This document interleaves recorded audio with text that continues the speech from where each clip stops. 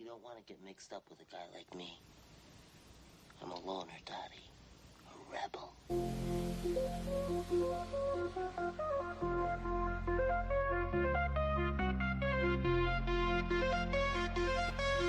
All right, everybody, welcome to the show. Thank you so much for being here. Thank you very much. It's on, it's coming, we're doing this. Couple little things going on this morning, huh? Couple little things.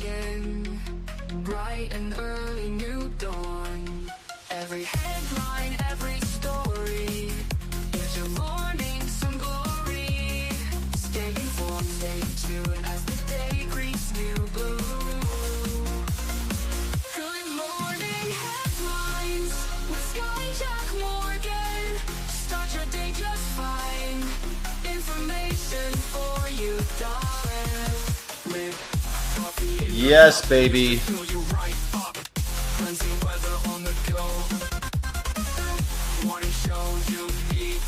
Yes, yes, yes. Okay, here we go. Join us on this daily ride with your morning side by side. Catch the latest, feel the vibe.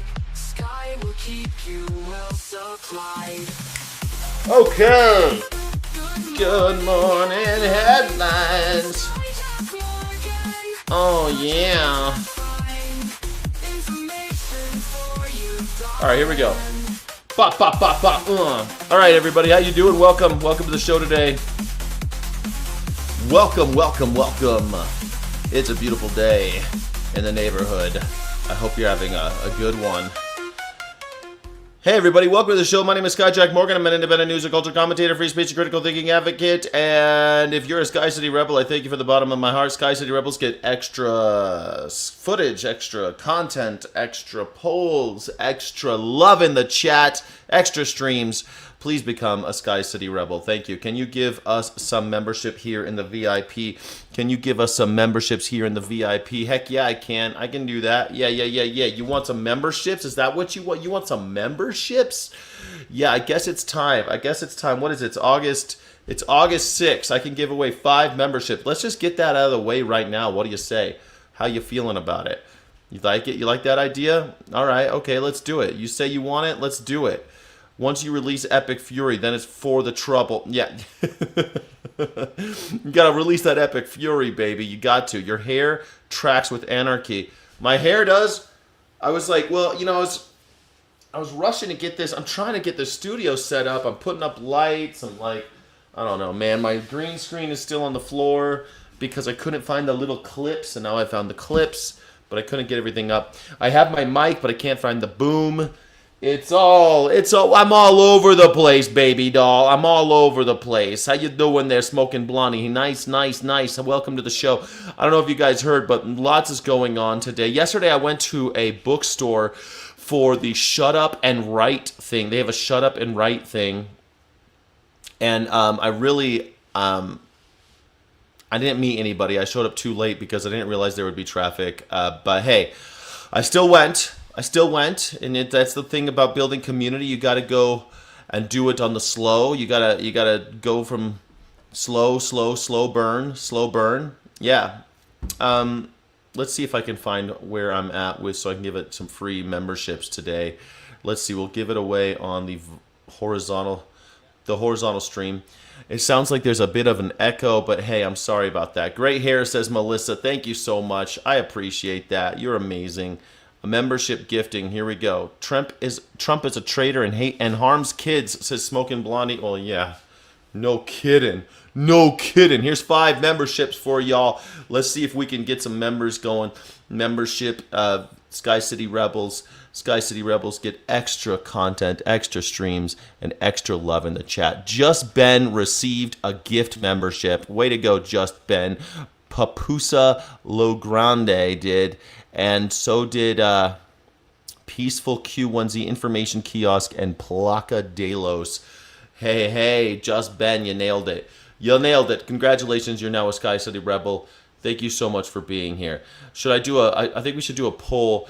Do you think people should comment on Ariana's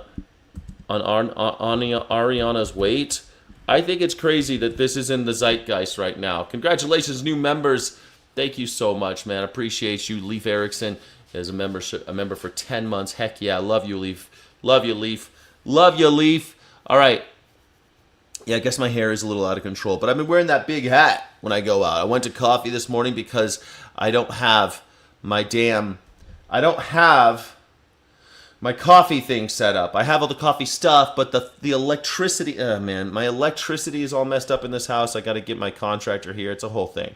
I think she should handle her own health. Man, she's clearly healthy. Ariana Grande is clearly healthy because you know how I know?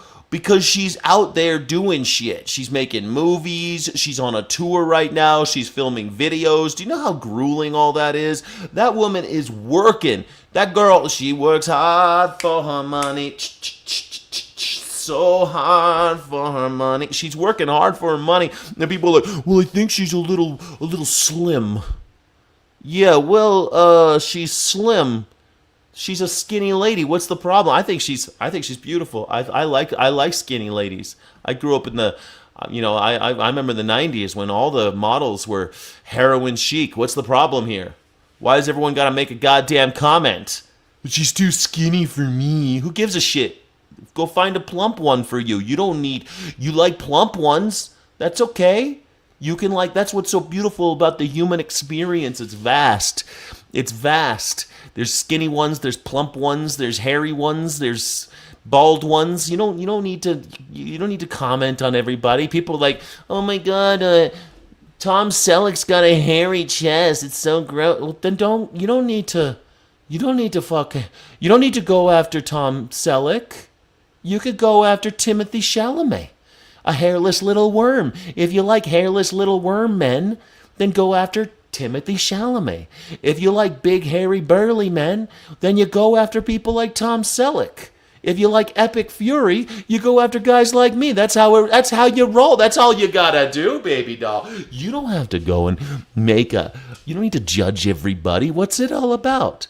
She's just tiny. What's the problem? What's the problem, Smoking Blondie? What's the dealio? Anyway, we're going to talk about that a little bit more. But first, and you notice there's some fires in Greece.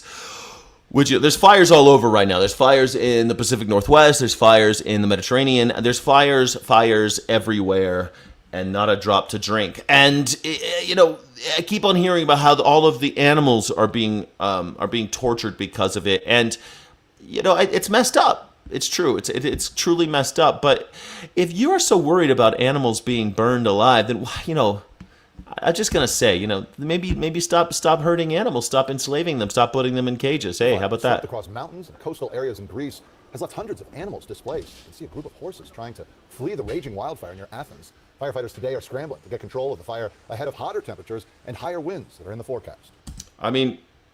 This is where we're at now. This is the forest. The forest fires are coming after how many animals do you think die in these forest fires that we create all the time? Do you remember when Australia was on fire or when Brazil was on fire? Those fires are set intentionally, or they're as a result of the fact that we've torn down all of the forests that used to be there for grazing lands and pastures for animals that we want to eventually slaughter for money. This is why we have these fires. We have droughts, not because it's not raining enough. Sure, it could rain a little more, but if we stopped giving 50% of our water to grow things like almond and alfalfa for animals that we are slaughtering for money, we wouldn't have all of these damn problems. Wake the fuck up. Stop supporting these horrible industries. There's fires, nothing we could do about it. Look at these horses running away from it. Ain't that something? Yeah, there's something that you can do about it, too. Don't just gawk at the spectacle. Do something about it. It's all on you, buddy boy. It's all on you. You control the fate of the world. You, little worm face. You little pink worms squirming between heaven and earth. You have a choice. You could do something about it all. You could call your dad. He could stop it all. You could do it, man. It's possible. The rabbit's got some nasty illness, and Mike Deer are suffering from a brain disease, which sucks. They're trying to lessen the extent of the damage, otherwise it may take out the whole herd. There you go. It's all happening, buddy boy. Yeah, Wake up, says Stephelson. Just wake up. It's not that hard. Just wake up. Look around. The fires are here. That's it, man. Chris Jensen, yeah, you're complaining and whining again. Thanks, Chris, for complaining and whining on my channel. I don't mind. I don't mind, buddy. You know, I appreciate your whining on my channel, I suppose. You know, I enjoy the feedback. Whine and complain all you want there, Chris Jensen. I relish it. I enjoy it. It's fantastic. Thank you. Look at Caitlin Collins looking like Mickey Mouse today. Minnie Mouse, sorry. Minnie Mouse is the girl one, right, with the polka dots. She looks like Minnie Mouse. You notice that she's got like the black top and the polka dot skirt? That's what we're doing now. We're doing Mickey Mouse. I mean, after all, the whole country is basically run by a Mickey Mouse operation. So why not have our intrepid Lois Lane reporters dressed like Minnie Mouse as well? I mean, makes sense. Anyway, here she is. She's going to tell us more about this reflecting pool debacle. What's going on with the... Hey, let's just check in with what's happening over at the reflecting pool. Has Donald Trump said, oh, mea culpa, we hired the wrong bunch of assholes to do this shit yet? Has he done that? Nah, I don't think so. But let's check in to find out. You never know. He might have turned a new leaf and accepted that maybe he hired the wrong group. Could be. You never know. Apparently, I feed bears. They keep taking my garbage. I went to chase on off 2 nights ago and realized it's a bear, you idiot. Yeah, don't chase the bears. Let them go ahead and do that. Yeah, just let them go ahead and do their thing, okay? You don't need to worry about the bears, honey pie. It's this drained reflecting pool behind me that is at the center of so much drama inside the Trump administration right now. Not just between President Trump and his handpicked D.C. U.S. Attorney, Jeanine Pirro, though we are told that he did lay into her during a meeting at the White House on Monday, but it's also the source of big division between Jeanine Pirro and the Interior Secretary Doug Burgum. Pirro and Burgum were both inside the Oval Office with President Trump on Monday, and Burgum, look up for Burgum. She has blasted Interior Department staff as well for not turning over information, as Burgum's office has maintained that yes, I think she's pulling off the Minnie Mouse thing because she's so serious. She can pull off the Minnie Mouse look. If she were like a real bubbly girl, I don't think that she can pull it off. But she's like a serious woman, you know. I think she's pulling it. I think she's doing it. I think she does it. She's making it happen. She's doing a great job. Pool was vandalized. Well, Jeanine Pirro brought boxes of evidence to back up her claims at the White House that says she shows it was shoddy workmanship during the renovation that caused the damage, not vandalism, as Burgum and the president have both maintained. We're told during that meeting that Jeanine Pirro did not offer to resign, and the president didn't fire her, though she is certainly on thin ice with the White House. She's on thin ice. You know, they keep on firing women. They just can't handle it. They keep on firing women, and every time they even have a little whiff of something wrong, they off with their heads. Kristi Noem, that lady who was drinking too much. Who was the other one? Oh yeah, Pam Bondi. They all got fired already. Only 3 secretaries have been fired, and they've all been women. Happy birthday, Mark. Happy birthday. You're 64 years old, 64 years young. Way to go, buddy. I hope that I make it that far. I don't know if I'm gonna, but I kind of hope I do. Sorta. I mean, do I really? I want to make it a 60. I've decided I want to make it a 64, honey pie. I think it's 64, baby doll. Feed the birds. Yeah, I think he's gonna fire her for sure, man. You turned 64 last week as well, Kathy Skywalker. We got when I'm 64. You'll be older too. Okay, thank you everybody for being here. My name is Jack Morgan. I'm an independent news and culture commentator, free speech and critical thinking advocate. Don't forget to like and subscribe. This is the #1 news reaction show on YouTube, Morning Sky, even though it doesn't look like it. I'm figuring out, I found my white shirts, but I can't find my ties. And I can't wear a white shirt without a tie, can I? So we're still slumming over here in Albuquerque, but we'll get there. We'll get it all right, baby doll. Don't you worry, honey pie. Don't you worry. We get you. With the help of so many Nevada patriots here. So many Nevada, we got you good, Nevada. So nice. We love Nevada, don't we, folks? Donald Trump normally hates Nevada, but now he loves it. Normally hates it because they wouldn't give him a gambling license because he's a deadbeat. So his Trump Tower in Las Vegas does not have a casino. They wouldn't give him a gambling license. This is our president. They wouldn't give him a gambling license because he's such a turd. They wouldn't give it to him. So this is such a true story. So he's got a casino there with no casino. He's got a hotel there with no casino. It's beautiful though. It's beautiful. I went there for the last year I lived in Vegas, actually. I went there for the Super Bowl party. I went there. Someone invited me. They had a suite up there.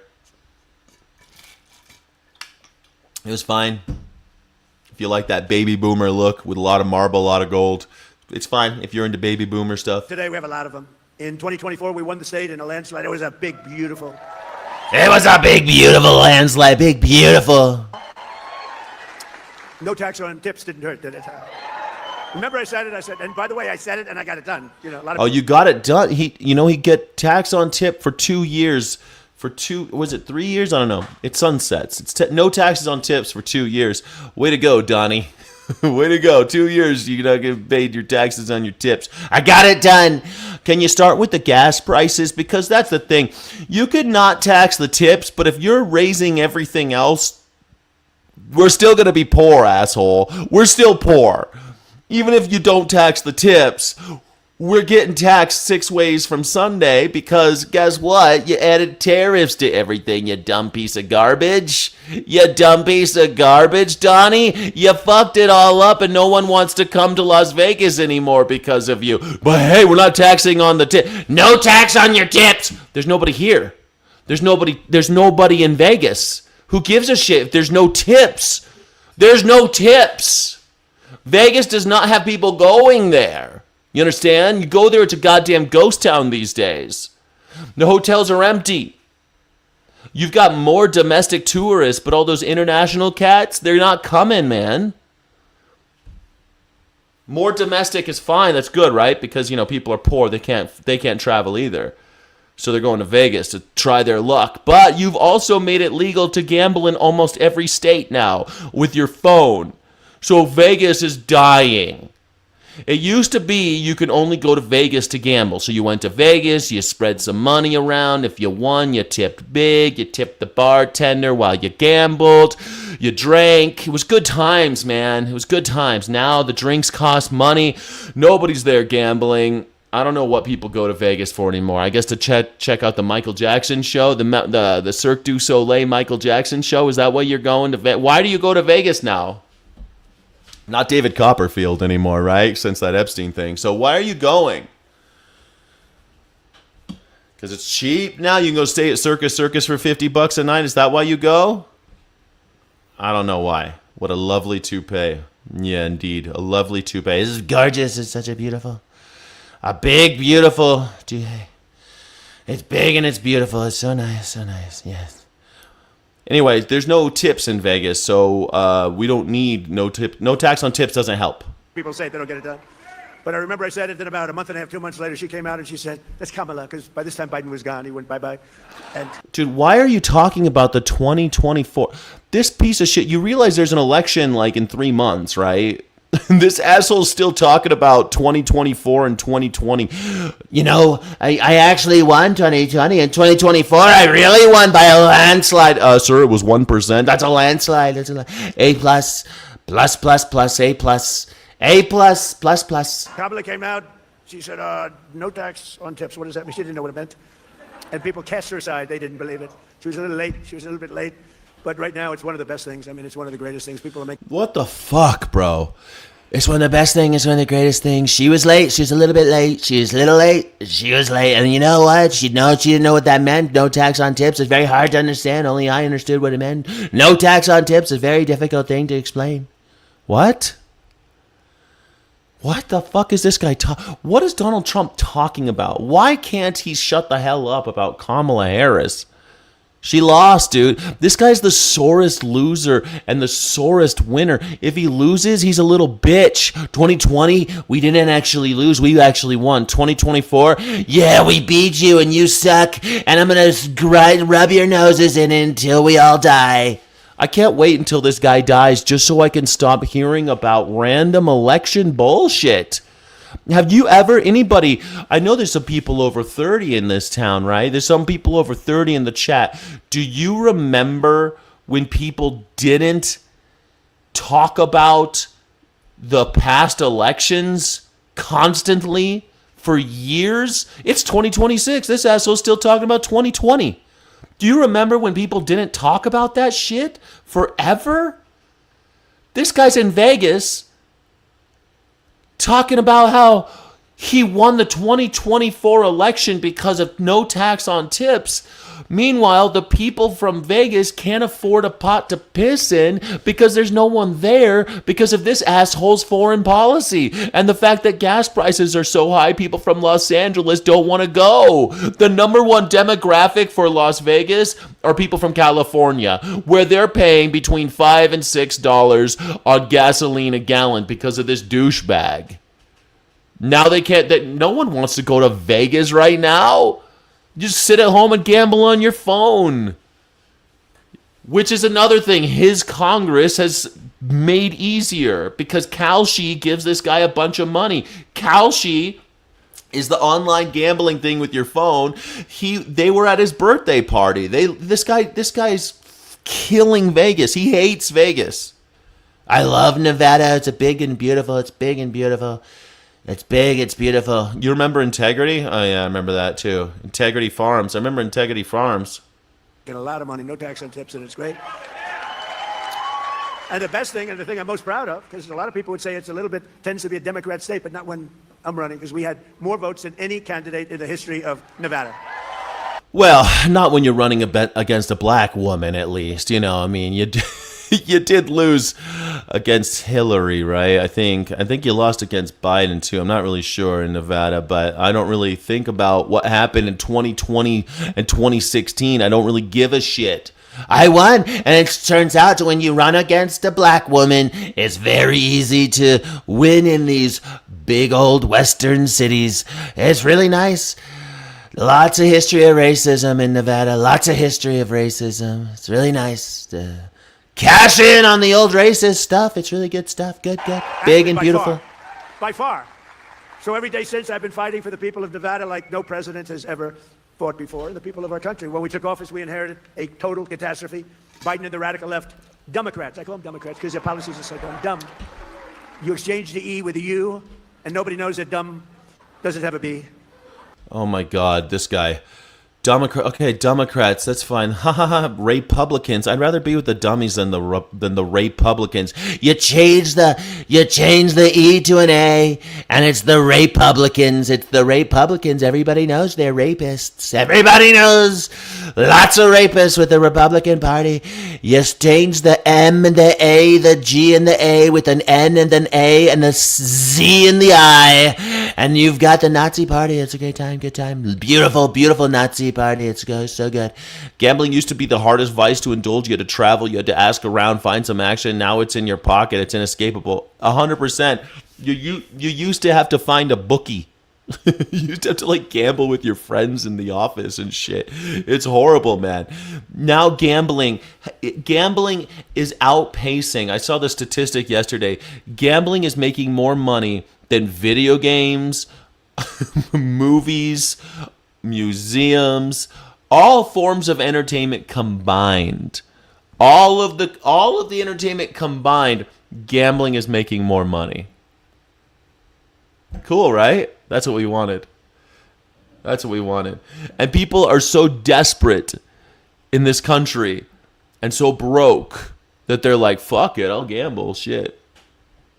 Why support my favorite YouTube channel? I'd rather just gamble on whether or not we're going to kill school children in Iran today. How many school children will we kill? I'm guessing 50. 50 kids. Let's gamble on that. That's fun. It's real fun. Real good times. Don't forget to like and subscribe. My name is Skyjack Morgan. I'm an independent news and culture commentator. Yeah. All entertainment combined, dude.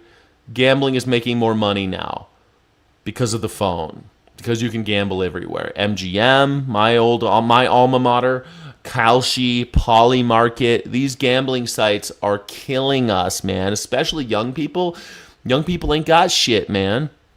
They don't want to go talk to girls at parties. They don't want to go to bars. They don't want to do anything, but they don't even want to drink, man. These fucking kids are sitting at home gambling on whether or not Donald Trump is going to say big, beautiful in his next speech. You could gamble on anything. There's like, and it's not just the boys. Women are gambling on like set lists on, Ariana Grande concerts, or maybe they're betting on her weight. I don't know what they're betting on. They're betting on all sorts of stuff, though. Democrats. I can't imagine. I didn't think about that 10 years ago when I started this whole situation. I never thought about Democrats. I can't believe you didn't. That's an old thing, you dumb old piece of shit. Everyone calls them Democrats. That's been, bro. Donald Trump thinks that he invented Democrats. Democrats. He thinks he invented that. Donald Trump thinks he invented it because he's such an old, egotistical con man. He thinks he invented it. Republicans. Oh, my God.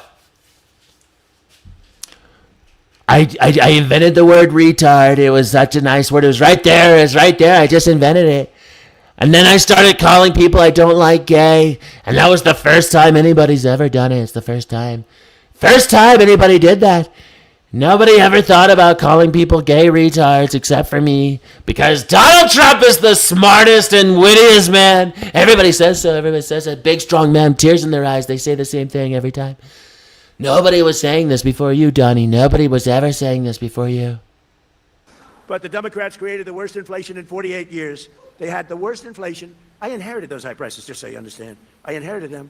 Wide open borders with millions of people pouring in from all over the globe, from drug dealers and people in prison. They opened up their prisons from all over the world, including from the world's worst prisons, mental institutions, insane asylums. We had transgender for everybody. Transgender for everybody. Everybody's transgender now, everybody. It was transgender for everybody. Pretty cool. Yes, pretty cool. Yeah, Kamala, raper supporter. I mean, seriously, Donald Trump is a raper supporter, It's totally true. You're right.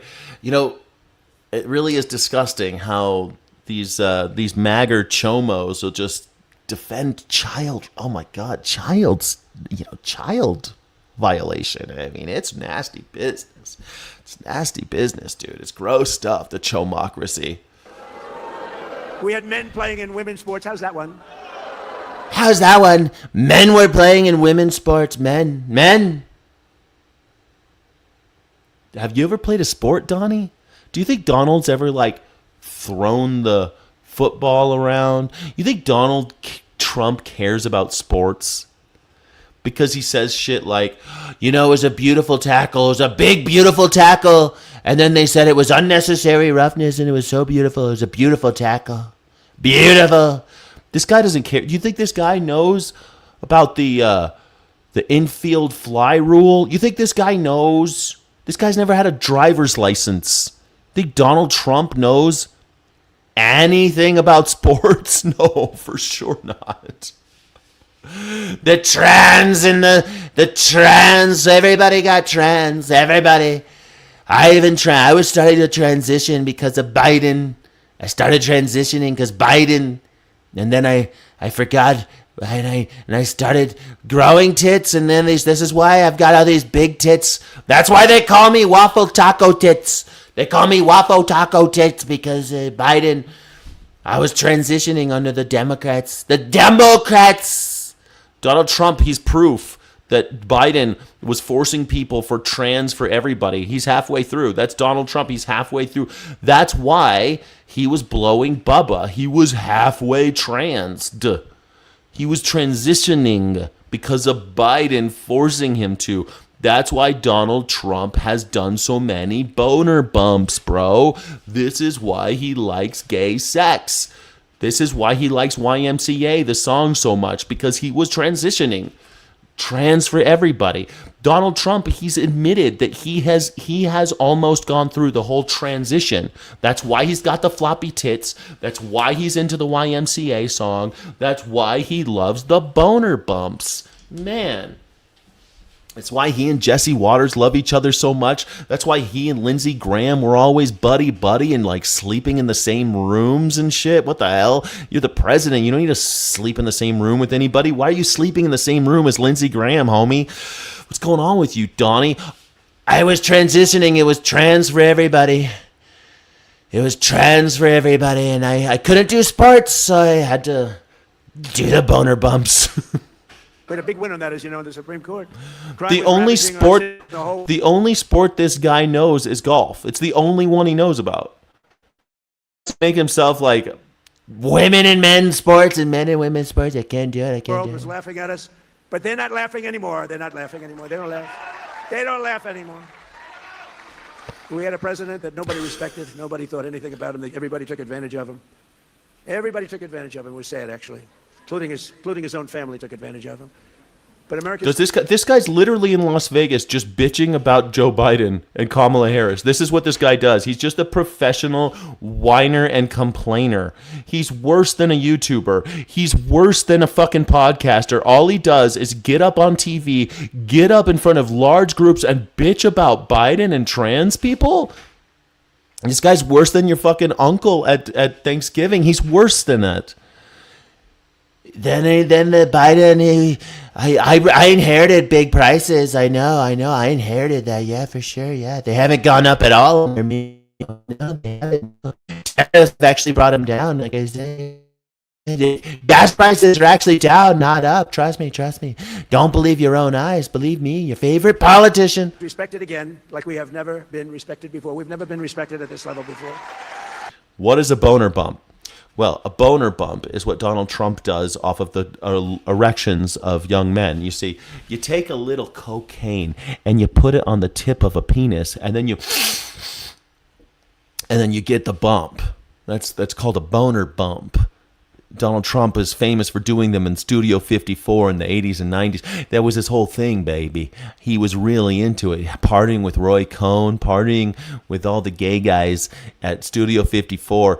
He just likes anybody he can own. He doesn't care, man. Dicks, vaginas, he doesn't give a shit. As long as he can own you. If you're a female porn star, great. If you're a young man, great. It doesn't matter to him. It don't matter none to him. Oh, you remind me of my son. You remind me of my daughter. He doesn't give a shit. If he can own you, he'll fuck you. That's his thing. That's the only thing that gets him up. 2 years ago, and you've heard this said. This was said by the King of Saudi Arabia. He told me a year ago. That time the dates were a little different, but the statement was the same. He said, President, a year ago, your country was dead. It was a dead country. We never thought it was coming back, and now... Saudi Arabia, guys. Saudi Arabia says we're alive again. You guys, just listen to Saudi Arabia. The king of Saudi Arabia says that we're okay? You know you love them. You know you love Saudi Arabia. The Saudis are our best friends. Saudi Arabia. I told you he was going to do the switcheroo on those guys over in Israel. I told you. He's going full Muslim, man. Donald Trump is the most Muslim president we've ever had. He loves it. He loves them.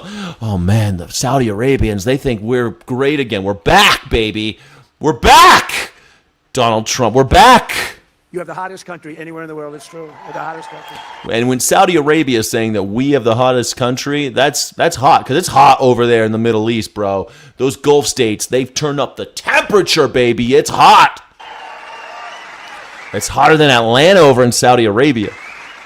And I'm not getting credit from the fake news for what I've done. I never have gotten credit. I only get credit from my favorite kings, dictators, fascists, despots.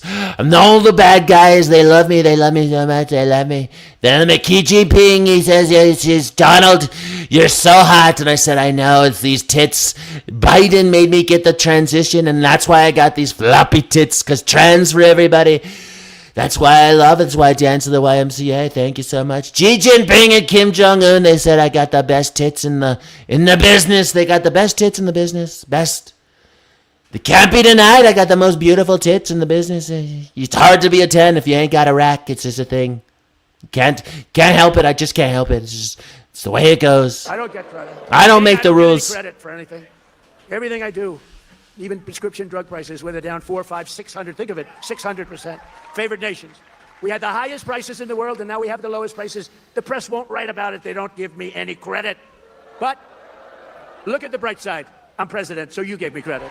Alright, look at the bright side. Hey, I was able to fool you. I can't fool them, but I can fool you. That's so nice. I can't fool the press. They all with their facts and their figures, their numbers and their critical thinking. But you, the imbeciles, the salt of the earth morons, I've tricked you for years and I'll continue to do so. I've done it my whole life. I can't trick everybody, but I can trick you. The salt of the earth, the working man. I've been ripping you off from day one, and by golly, business is booming, cousin. Business is booming. It's great. It's a good time. Like, you had a big election last night, and a lot of people running, and I endorsed a lot of candidates, and the end result, I was 28 wins and 1 loss. It was a little bit of a person that I thought was a good person. Didn't have much of a chance, but I said, I don't care, I'm doing it anyway. Good person. Very good. Good, very good, very good, very spectacular, good, very good, she's good, very good. But nobody knew who the person was. But it was 28 and 1 last night on endorsements, and numerous of them were outliers. An outlier is a person that doesn't have a chance. But if you studied the fake news today, you'd think that it was just the opposite. It was like 1 in 28. No, it was 28 and 1 last night. Yeah, he's big winner right now. Donald Trump, everyone says so. He's got a 76% disapproval rating. 76% of Americans say that this asshole needs to stop working on shit overseas. He's fucking everything up. Maybe fuck up things at home. At least maybe try to bring the gas prices down, buddy. You promised 50% reduction in the price of gas in the first 12 months. Not happening. You promised a 30% reduction in the price of groceries in the first 12 months. It's gone up. Everything's gone up. You're getting fleeced. You stupid marks. You're marks. You're suckers. Donald Trump is your con man. He's ripping you off. Go buy his perfume. Go buy his shoes, his sneakers. Go buy his watches. Bestwatchever.com. Bestwatchever.com. Well, it must be true. We put it right there in the name, bestwatchever.com. I mean, it must be the best one. I'll buy it. I'm going to buy the best watch ever, yeah. I have to be truthful because of an... Buy Melania coin. Everyone should buy Melania coin. Donald Trump says it's the most important financial tool for the future prosperity of America, so you better be buying Melania coin if you support Donald Trump. If you support Donald Trump, you better get it. You better get that Melania coin, or else I don't believe you. You're a rhino. You're a rhino if you don't own at least $100,000 of Melania coin, like me. I own about $100,000 of Melania coin because I know Donald Trump never lies. It was endorsed by the First Lady. The greatest First Lady. She's the greatest First Lady, the wonderful First Lady. She's good. She's really good. She's so good. She's very good. Very good. She's the best. She's the best one. Yes, she's great. She's the best, most beautiful. Truthful. Look at all the press. I have a lot of press here. Well, this is all on live television. Every word. If you make one little mistake, one little exaggeration, they go after you with... Now, when Biden made mistakes, that's all he did is make mistakes. Nobody else. Biden. Who the fuck... Who's president right now? Who is president? Get back to work, douchebag.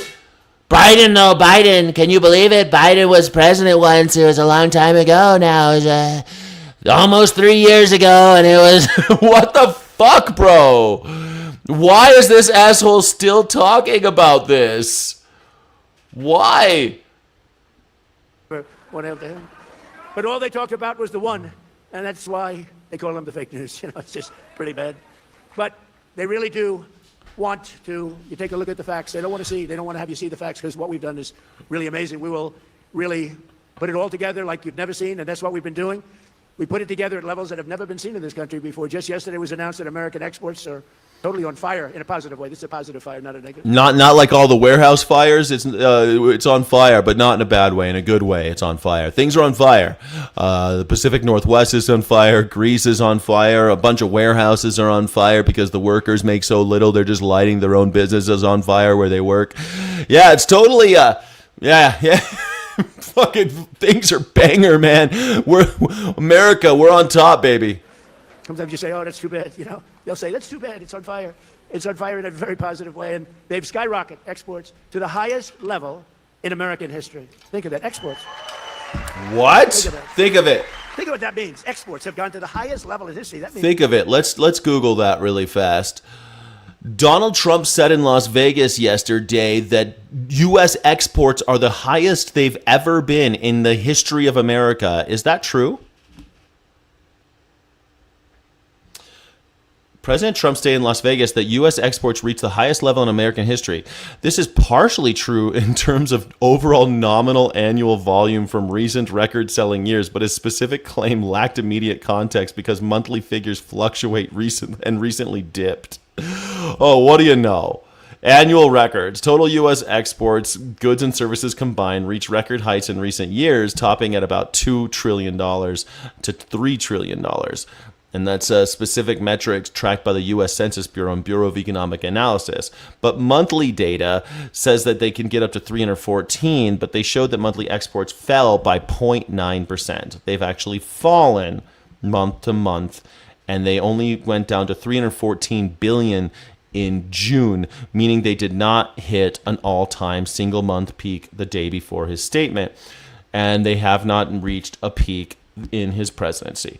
Very nice. Okay. Much of the year-to-date increase in export value has been propelled by high global demand for the rising prices of oil. Oil. So because the high prices in oil, there's a higher export number. Very cool. You raise the price of oil to make your oligarchs more money. That's super cool. That's super cool. Way to go. It's still down 1%, but whatever. Great job. You made gas prices so fucking high that the export market is artificially inflated. Great work. You got money for Dutch Royal, Shell, and Chevron, and Sinclair, and Exxon. Those are our favorite companies, man. Way to go. Way to go. You and your broligarchs can make all the money. somebody's doing a good job because we didn't have good exports. 2 years ago, we didn't have anything like that. We were dead. The United States is on track to export unprecedented $2.5 trillion in goods this year alone, something everyone thought was impossible. Just a number like that. Dave, who do you think killed Charlie Kirk? It was Donald Trump, bro. What are you talking about? Was not even thinkable. If I ever said it, I wouldn't have even said it because even I didn't think we could do that well, but we did. And I want to thank all of the policies and all of the things we put it together between the tariffs that have been, the tariffs have made us rich. Remember, I used to say that tariffs are my favorite word. I love tariffs. They're my favorite word. I love tariffs. They're my favorite word. More favorite than pedophile. I love it. I love the word tariff. I love it. It's such a good word. Such a good word. I love that word. Dictionary tariff. I love tariffs, right? Because we've been screwed by tariffs used against us for years by China, by Japan, by. This guy's on TV defending tariffs, which is why we have such high grocery prices right now. Which is why your coffee price has doubled. Which is why your beer prices have gone up. Everything's gone up because of his tariffs, and he's defending them right now, just saying that he loves them. I just love them. South Korea, by Germany, by everybody, by Canada. Canada's nasty. They are. They're nasty. People think Canada, they're nasty. People, I love the people, but they're nasty. Nasty leadership. And Mexico, they all did it to us.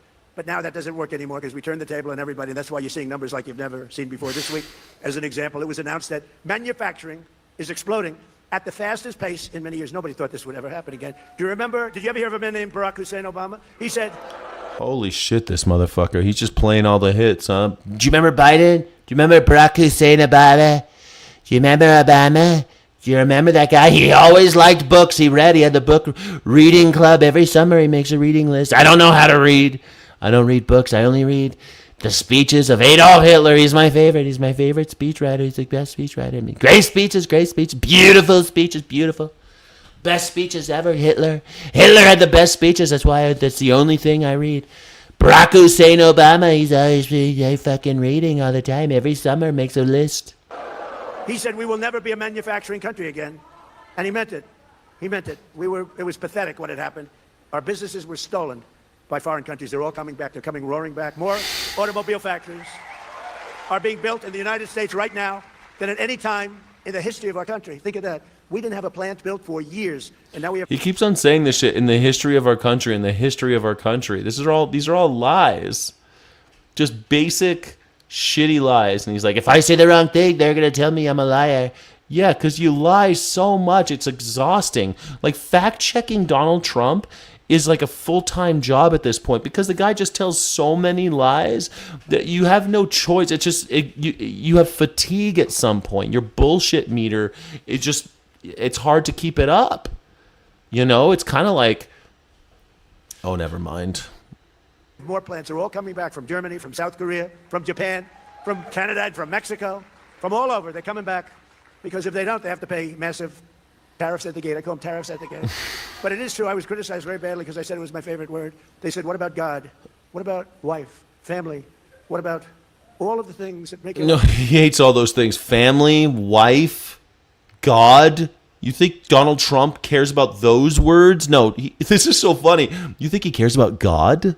You think Donald Trump cares about God? What hath God wrought? Donald Trump. You think he cares about God? Like the video if you think Donald Trump cares about God. Life's so wonderful. So I moved it to my fifth favorite word, and now, no, the press was... The press was killing me. I'll never forget. I said, terror's my favorite word. I love it. I got killed. But now I say it's number 5. And I'm in good shape. But it's made us rich. It's made us rich. We're taking in hundreds. Is that why everyone's in Vegas? Is that why there's so many people there right now? Is that why it's booming? Is that why this country is just booming everywhere? Is that why all these new restaurants are opening up and new fucking, what are you talking about?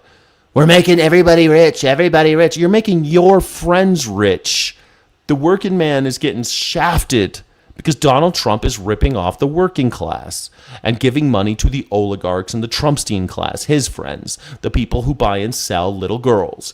That's Donald Trump's vibe. He likes buying and selling children because it increases the ROI and it shortens the runway. If you could sell a 12-year-old girl, I mean, why wait till she's 18? After all, that's 6 years of lost investment. You need that ROI today, baby doll. You need to get that 12-year-old out there in them streets making you money. You need that profit, son. Man, it's already so annoying that you got to wait till 18 to put a boy into the military as cannon fodder. But hey, 13-year-old boys, it's now been approved, can work in slaughterhouses and they can work cleaning up construction sites and work on any kind of agricultural concerns. So if you're 13 years old, you could be used as a field slave. But if you're a 12-year-old girl, Donald Trump thinks that you should be able to be bought and sold by him and Epstein and all of their friends, same dudes every time. Billions of dollars. More importantly, in order to not pay the tariff, all these companies are moving in and building their plants. A lot of them being built in Nevada. A lot of them. Yeah, a lot of them are building in Nevada. The Ariana Grande mystery is making national... Oh my God, the mystery of Ariana Grande.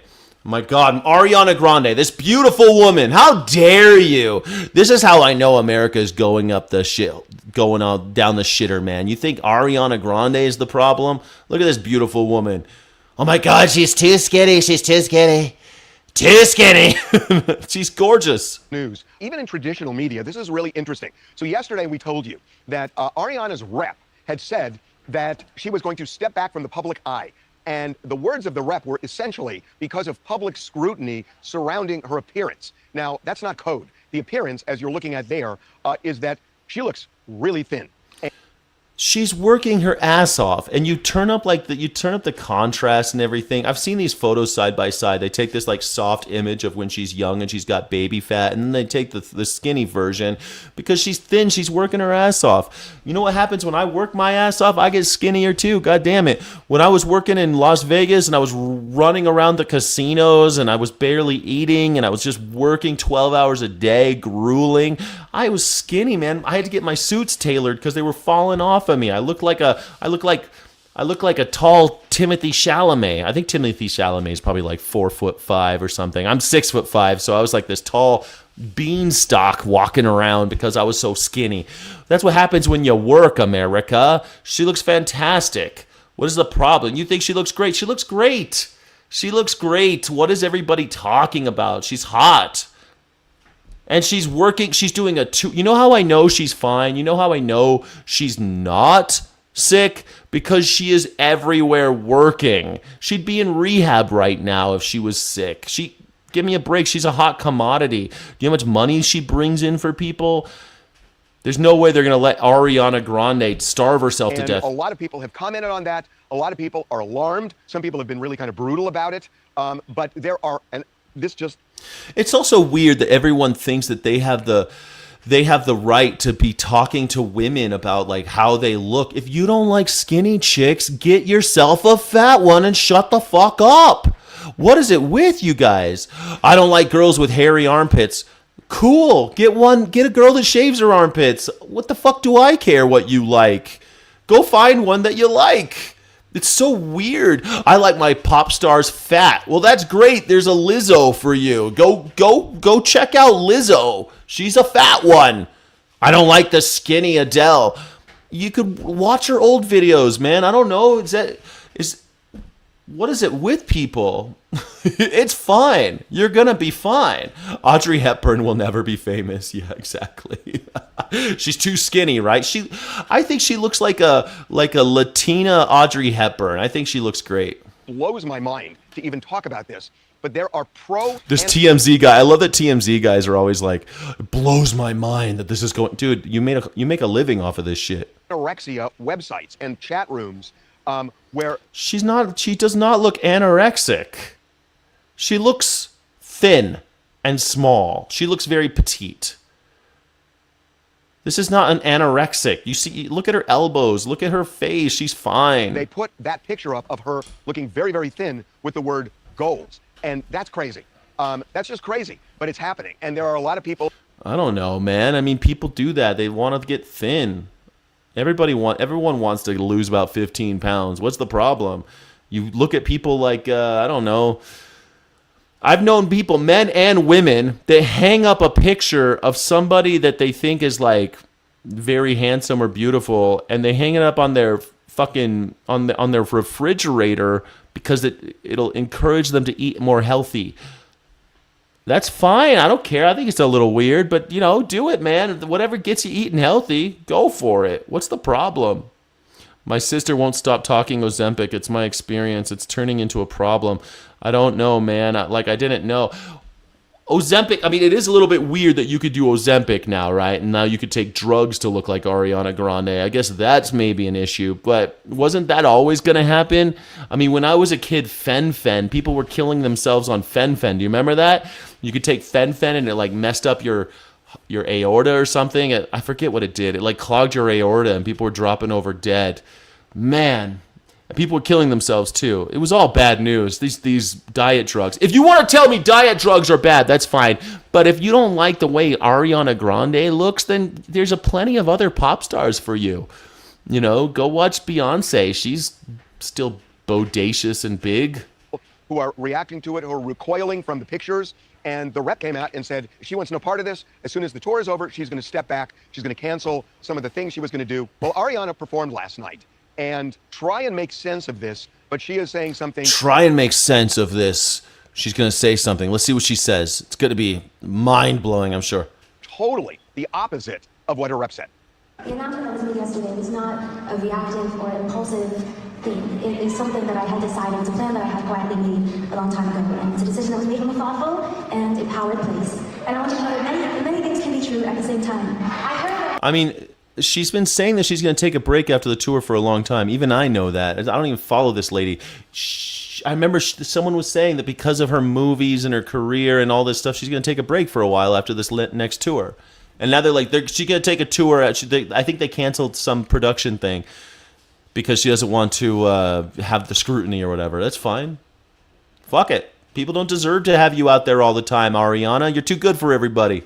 My parents were worried that negativity was ruining things for me. But I just have to say, that could not be more opposite. Multiple things can be true at the same time. Boundaries can need to be set. Things can need a break sometimes. And also, this can be and will continue to be the greatest experience of my professional career. No matter what. She has a big tour. She says she needs some boundaries. What's the problem? This is crazy. This is crazy. How does she look ill? She looks like a skinny pop star. Pop stars have always been thin. How does she look ill? She's up there performing. Do you remember when Chaz Boseman, he got all skinny and people were like, he looks skinny. He had fucking cancer, bro. She doesn't look like she has cancer. She looks like she works a lot. She looks like she is up on stage, constantly filming, constantly moving around, probably working herself to the bone. And now she's saying she's going to take a break. And everyone's like, she looks too skinny. She doesn't turn me on anymore or something. Well, what is everybody's problem, man? She's a singer. She's a musician. Okay, she does, part of being a musician these days is that you present your body, right? I guess like you present your body as part of the product, I guess. I mean, I remember the first time I found out who Ariana Grande was, and she was some vocalist on somebody else's like trance album or something, and she looked like a little girl in lingerie, and I was like, what is this? And I was in a casino, and she was on TV, and I was like, who the hell? This looks like she looks like she's 12. What is going on here? She's always looked young and skinny and a little, I don't know. Now she's a grown woman. She's skinny. So what? She works too hard. Noises exist out there. Nothing will ever be able to distort my reality or be more real to me or louder to me than this life that we share. With all due respect, she is all over the place. That on the one hand, she's saying more than one thing can be true at the same time, which is true. But in this... Yeah, exactly. Britney Spears. We build you up and we tear you down in America. Do you remember when Britney Spears was too skinny, and then she was too fat, and then she was too virginal, and then she was a slut, and then she was a bad role model because first she was too much of a Virgin Mary because she was Christian, and then she was a dirty whore because they took a picture of her smoking cigarettes. My God, no wonder Britney's all messed up. They're gonna do the same thing. They're gonna do the same thing to her. That's it. She's way too skinny. For whom? Why is she too skinny? She's not too skinny. Too skinny for what? For what? Case, no, because either this was a quick decision made after all of these comments regarding her latest music video where she looks thin, or it was pre-planned and has nothing to do with it. But both of those things... She does not look any different than she did in the Wicked movies. She looked skinny in the Wicked movies, and she looks skinny now. So it's not like she's gotten skinnier. She just came out with a new video where she looks like Olivia Newton-John, kind of like she's in a Grease, like at the end of Grease, she had like a black leotard. You're the one that I want. She looks like she's in Grease. And Olivia Newton-John looks skinny as hell in that leotard, man. I remember when Olivia Newton-John looked skinny as hell. I think she's Australian. Is she Australian? I think she's Australian. She does not look worse. No, she doesn't. You're looking at photos that people have doctored, so she looks like even bonier. But she doesn't look bad. Not be true. And then she kind of goes on to say that nothing's going to distort my reality. But what people are saying is her reality is being distorted because of what they're seeing. 1,000%. And Harvey, you're pretty much hitting the nail on the head. Two things can't be true at once. I think what happened is maybe there was talks about her pausing because, like you said, she's been out there since Wicked 1, Wicked 2. She's been out there working her ass off. And so she's skinny. She's out there on stage. Dude, when I was touring musician, I'd be on stage. You sweat so much because the lights and everything. And in the morning, you run because you got to keep your cardio going, or else your heart, you just can't do these long sets. So I would run like 9 miles in the morning. I remember I wanted to do 9 miles at 9 or something like that. It's stupid ideas about running back then. I want to do 9 miles, and then I would do a show every couple of days. And I was thin as fuck, man. I was skinny. I was wearing small shirts. I was so thin. How do you think like Travis Barker and all these guys, how do you think they get so skinny? It's because they're performing, they're working hard with their bodies. That's just what happens. Oh my God, thank you so much for this. You are not intelligent. God, I love you. I love you so much for doing this. My favorite thing about the internet is when people insult other people's intelligence and everything is spelled incorrectly. That's my favorite thing. Thank you so much. Ferna37, you illiterate cur. My God, you're not intelligent. Bro, you can't even spell your. Like maybe maybe look at you. You're an idiot. Like, now you know this is not just a typo. This idiot literally doesn't know how to spell your. You at first you think it's just a typo, right? But then they double down and they still say you're an idiot. They still can't do it. That's so funny. I love you so much. Thank you so much for doing that. 2 times right after another. My God, the illiterates. You're got the COVID shot. Oh my God. My God. Got Meet the Fockers coming out. She was supposed to be in another movie. She just dropped out of that. She had her tour, her album. So she's been out there. So maybe there was talks about it. But then when that music video dropped and you see visibly Ariana Grande looking and seeing bones that you've never seen before in her shoulders. Bones that you've never seen before. She's got some bony shoulders. Girls has always got some bony shoulders. And her sternum. When you're seeing these bones, and then the reaction that she got was no longer a lot of fans like saying, look, they darken the film so the shadows are heavier. But you know what? So you can see her sternum. That's all right. I like skinny girls. I like when you can see their heartbeat. we stand by Ariana. It's now we're concerned for Ariana. We are, someone, even Jamil Jill said, we could be possibly watching her dying right in front of our eyes. Yeah, and you know, when she says that... she could be dying right in front of our eyes!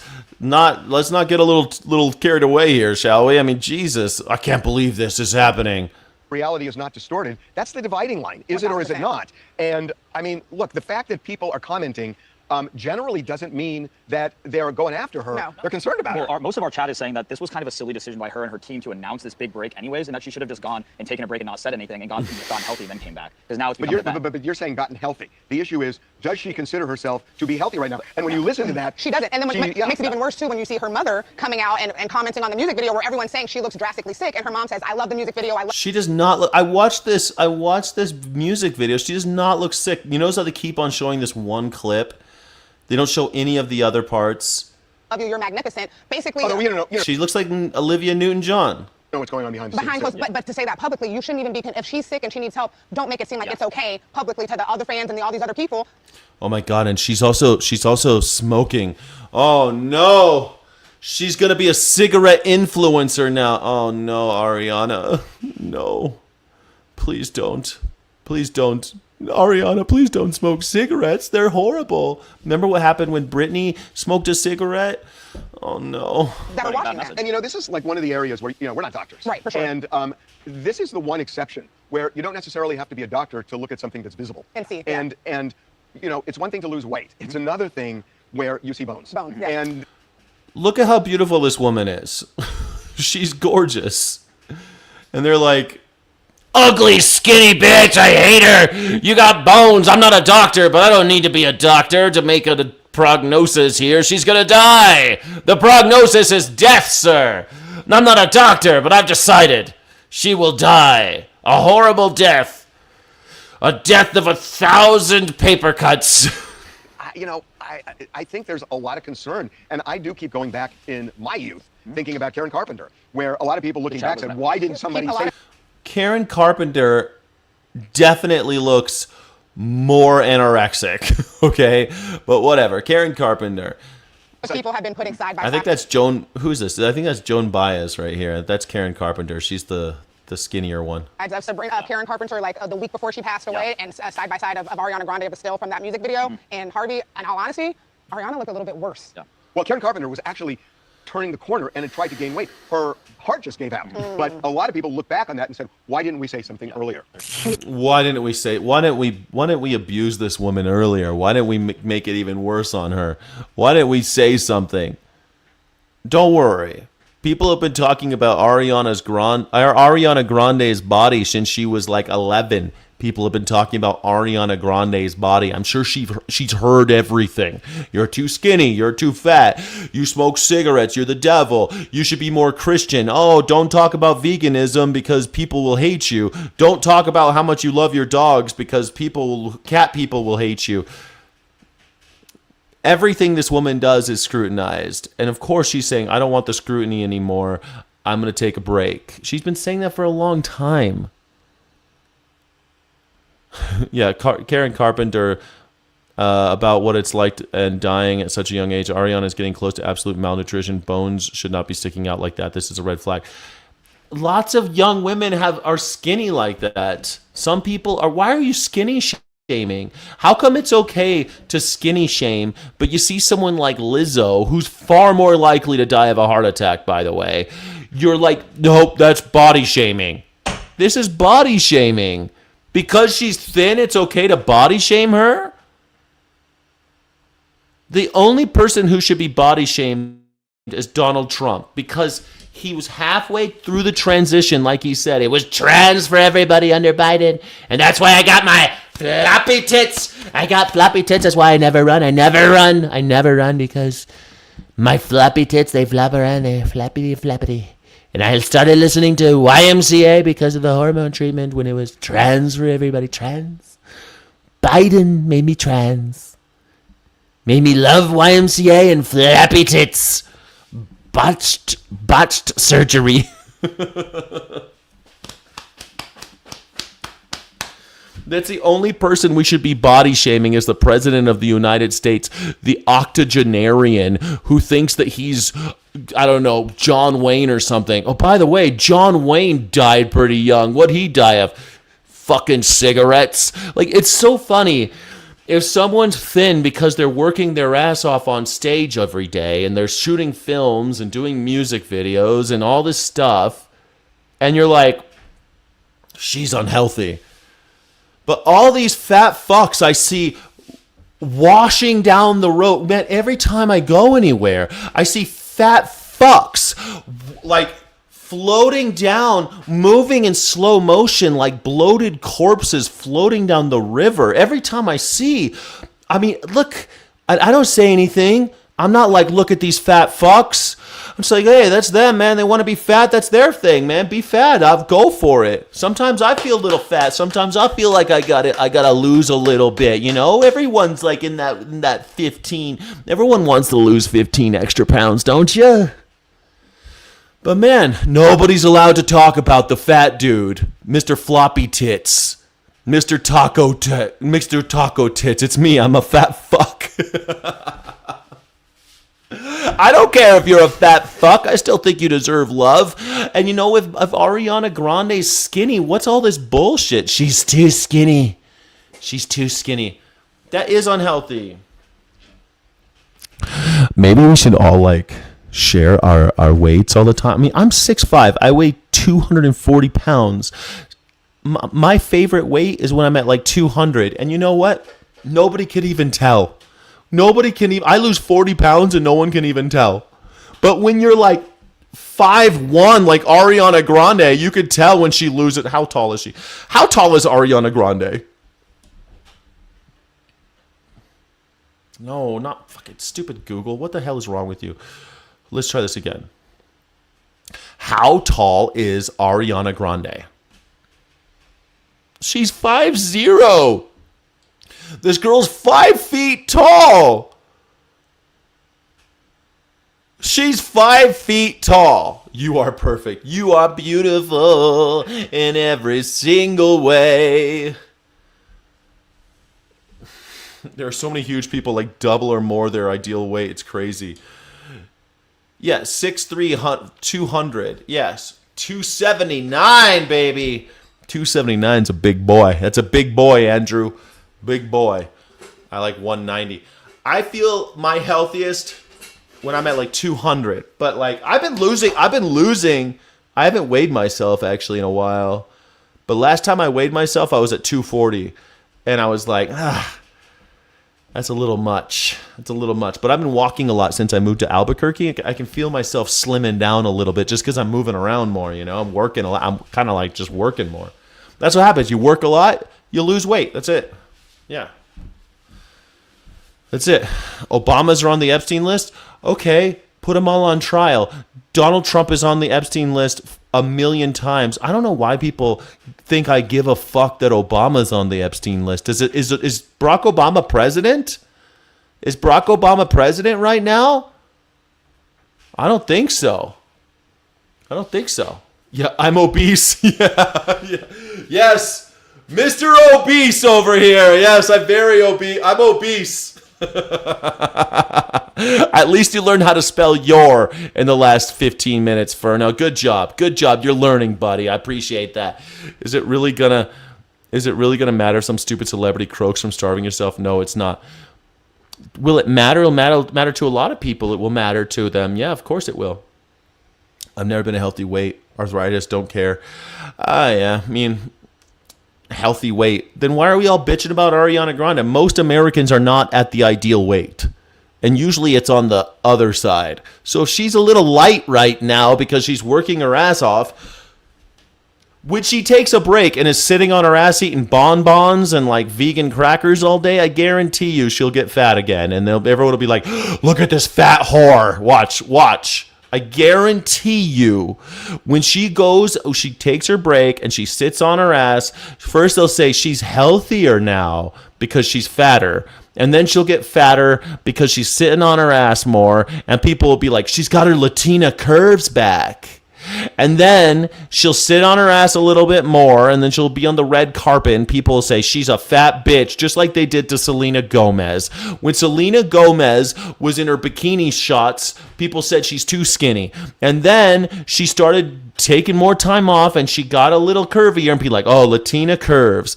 And then she got a little bigger, and people like, look at that fat bitch Selena Gomez. And she's always looked good. Selena Gomez has always looked good. So shut the fuck up. God damn it. We go through different phases in life. Sometimes my lightest weight as an adult is 160 when I was running marathons. I was 160. I was so skinny. I was running marathons. I was a performer. I was on stage all the time. I was skinny. I was healthy. I was probably healthiest I ever been. Yeah. Selena Gomez is gorgeous, and she has lupus. That's true. She also has lupus.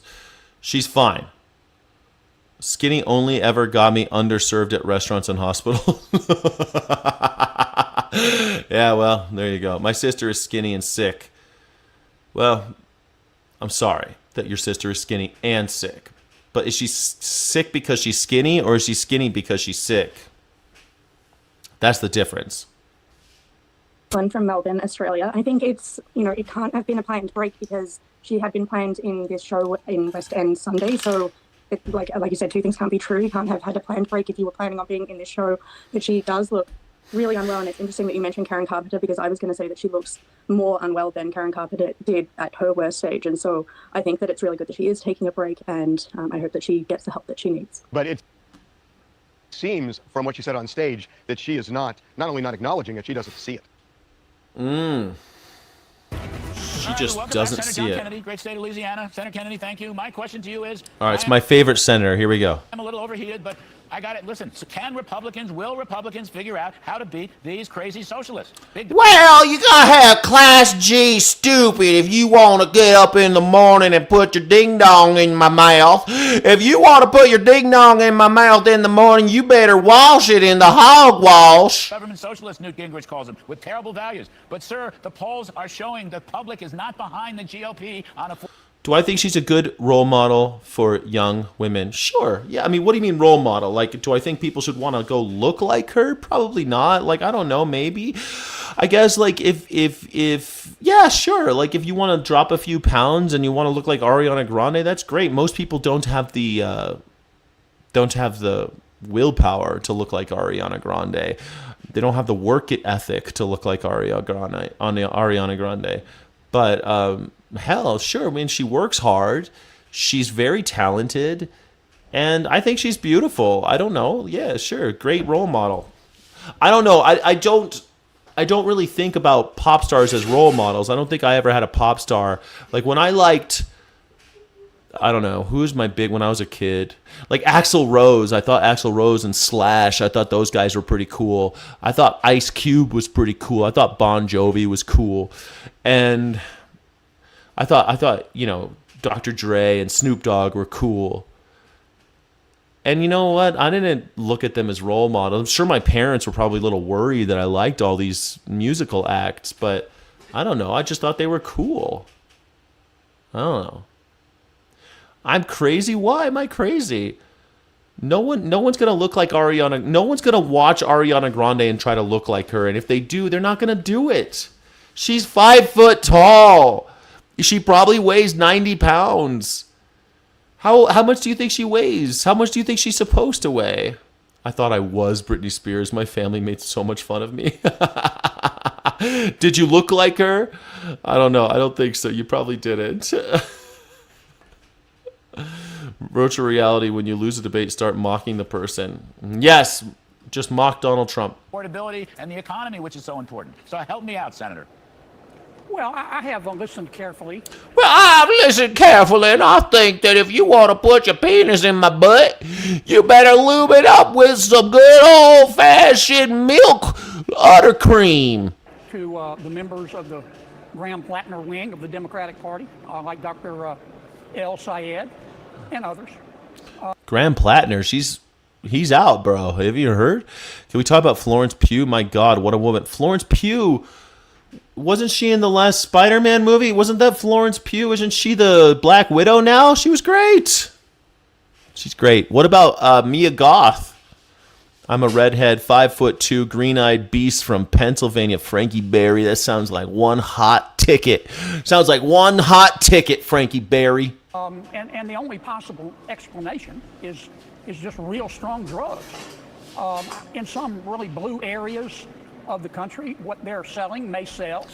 I don't even think Ariana Grande is actually vegan. Actually, she says, people say she is, but she doesn't talk about it. And I don't actually. She's like a celebrity vegan. She says she loves animals and doesn't eat them, but I don't believe it. Anyway, no, I'm not holding water for her. I just think it's fucked up that every time some woman looks a little thin or a little fat, everyone's got some shit to say. It's fucked up, man. It's fucked up. I think it's fine. Unless, like, I remember when Amy Winehouse. So that's, okay, Amy Winehouse, she was skinny. And she was unhealthy because she was an alcoholic. It wasn't that she was skinny that killed her. She was skinny because she was an alcoholic. Because when you're an alcoholic, you don't have time to eat.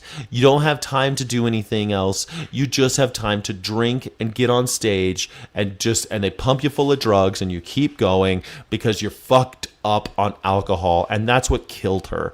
It wasn't the fact she was skinny, and everyone bitched about her being skinny. Everybody was like, oh my God, Amy Winehouse, she's so skinny, she's so ugly, oh my God, she's ugly and skinny. Meanwhile, she's singing about going to rehab. She's singing about fading to black. She's making songs about her addictions, and no one did fuck all about it, because addiction is fine in America. No one cared. They talked about her being skinny. Skinny isn't what killed her. Skinny. She looked great when she got clean, and she was still skinny. It was the alcohol, the drugs. That's what killed her. Amy was so sexy, though. Yeah, she was sexy. But, she was skinny, and then she also was an addict.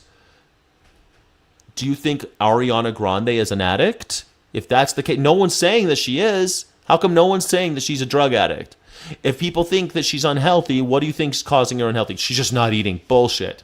Fucking lies. You know she's eating because she's got a whole team of people that cook for her and shit. And she works her ass off. She's probably working too hard. She's working too many hours. And so she's looking skinny. She's looking a little rough. I don't think she looks rough at all. I think she just looks like she's losing weight. And she's been the same weight for since the Wicked movies. That's been 3 years. 4 years she's looked like this. She's working her ass off. Now, what are we going to do now for this thing right now, Ging Dang Do? But in the rest of the country, what they stand for will get you a psychiatric. Yeah, I'm a fanboy for Senator John Kennedy. I'm a big fan. I'm a fanboy for Senator John Kennedy. He's my favorite. Evaluation. Our scheme, if you will, our protocol for beating them is very simple. It's called Operation Let Them Speak. I mean, these folks have contempt for America. Ooh, I love this. This is such a great point. Get the fuck out of here. If you put yourself in the public eye and subject yourself to scrutiny, you have no fucking right to bitch or whine.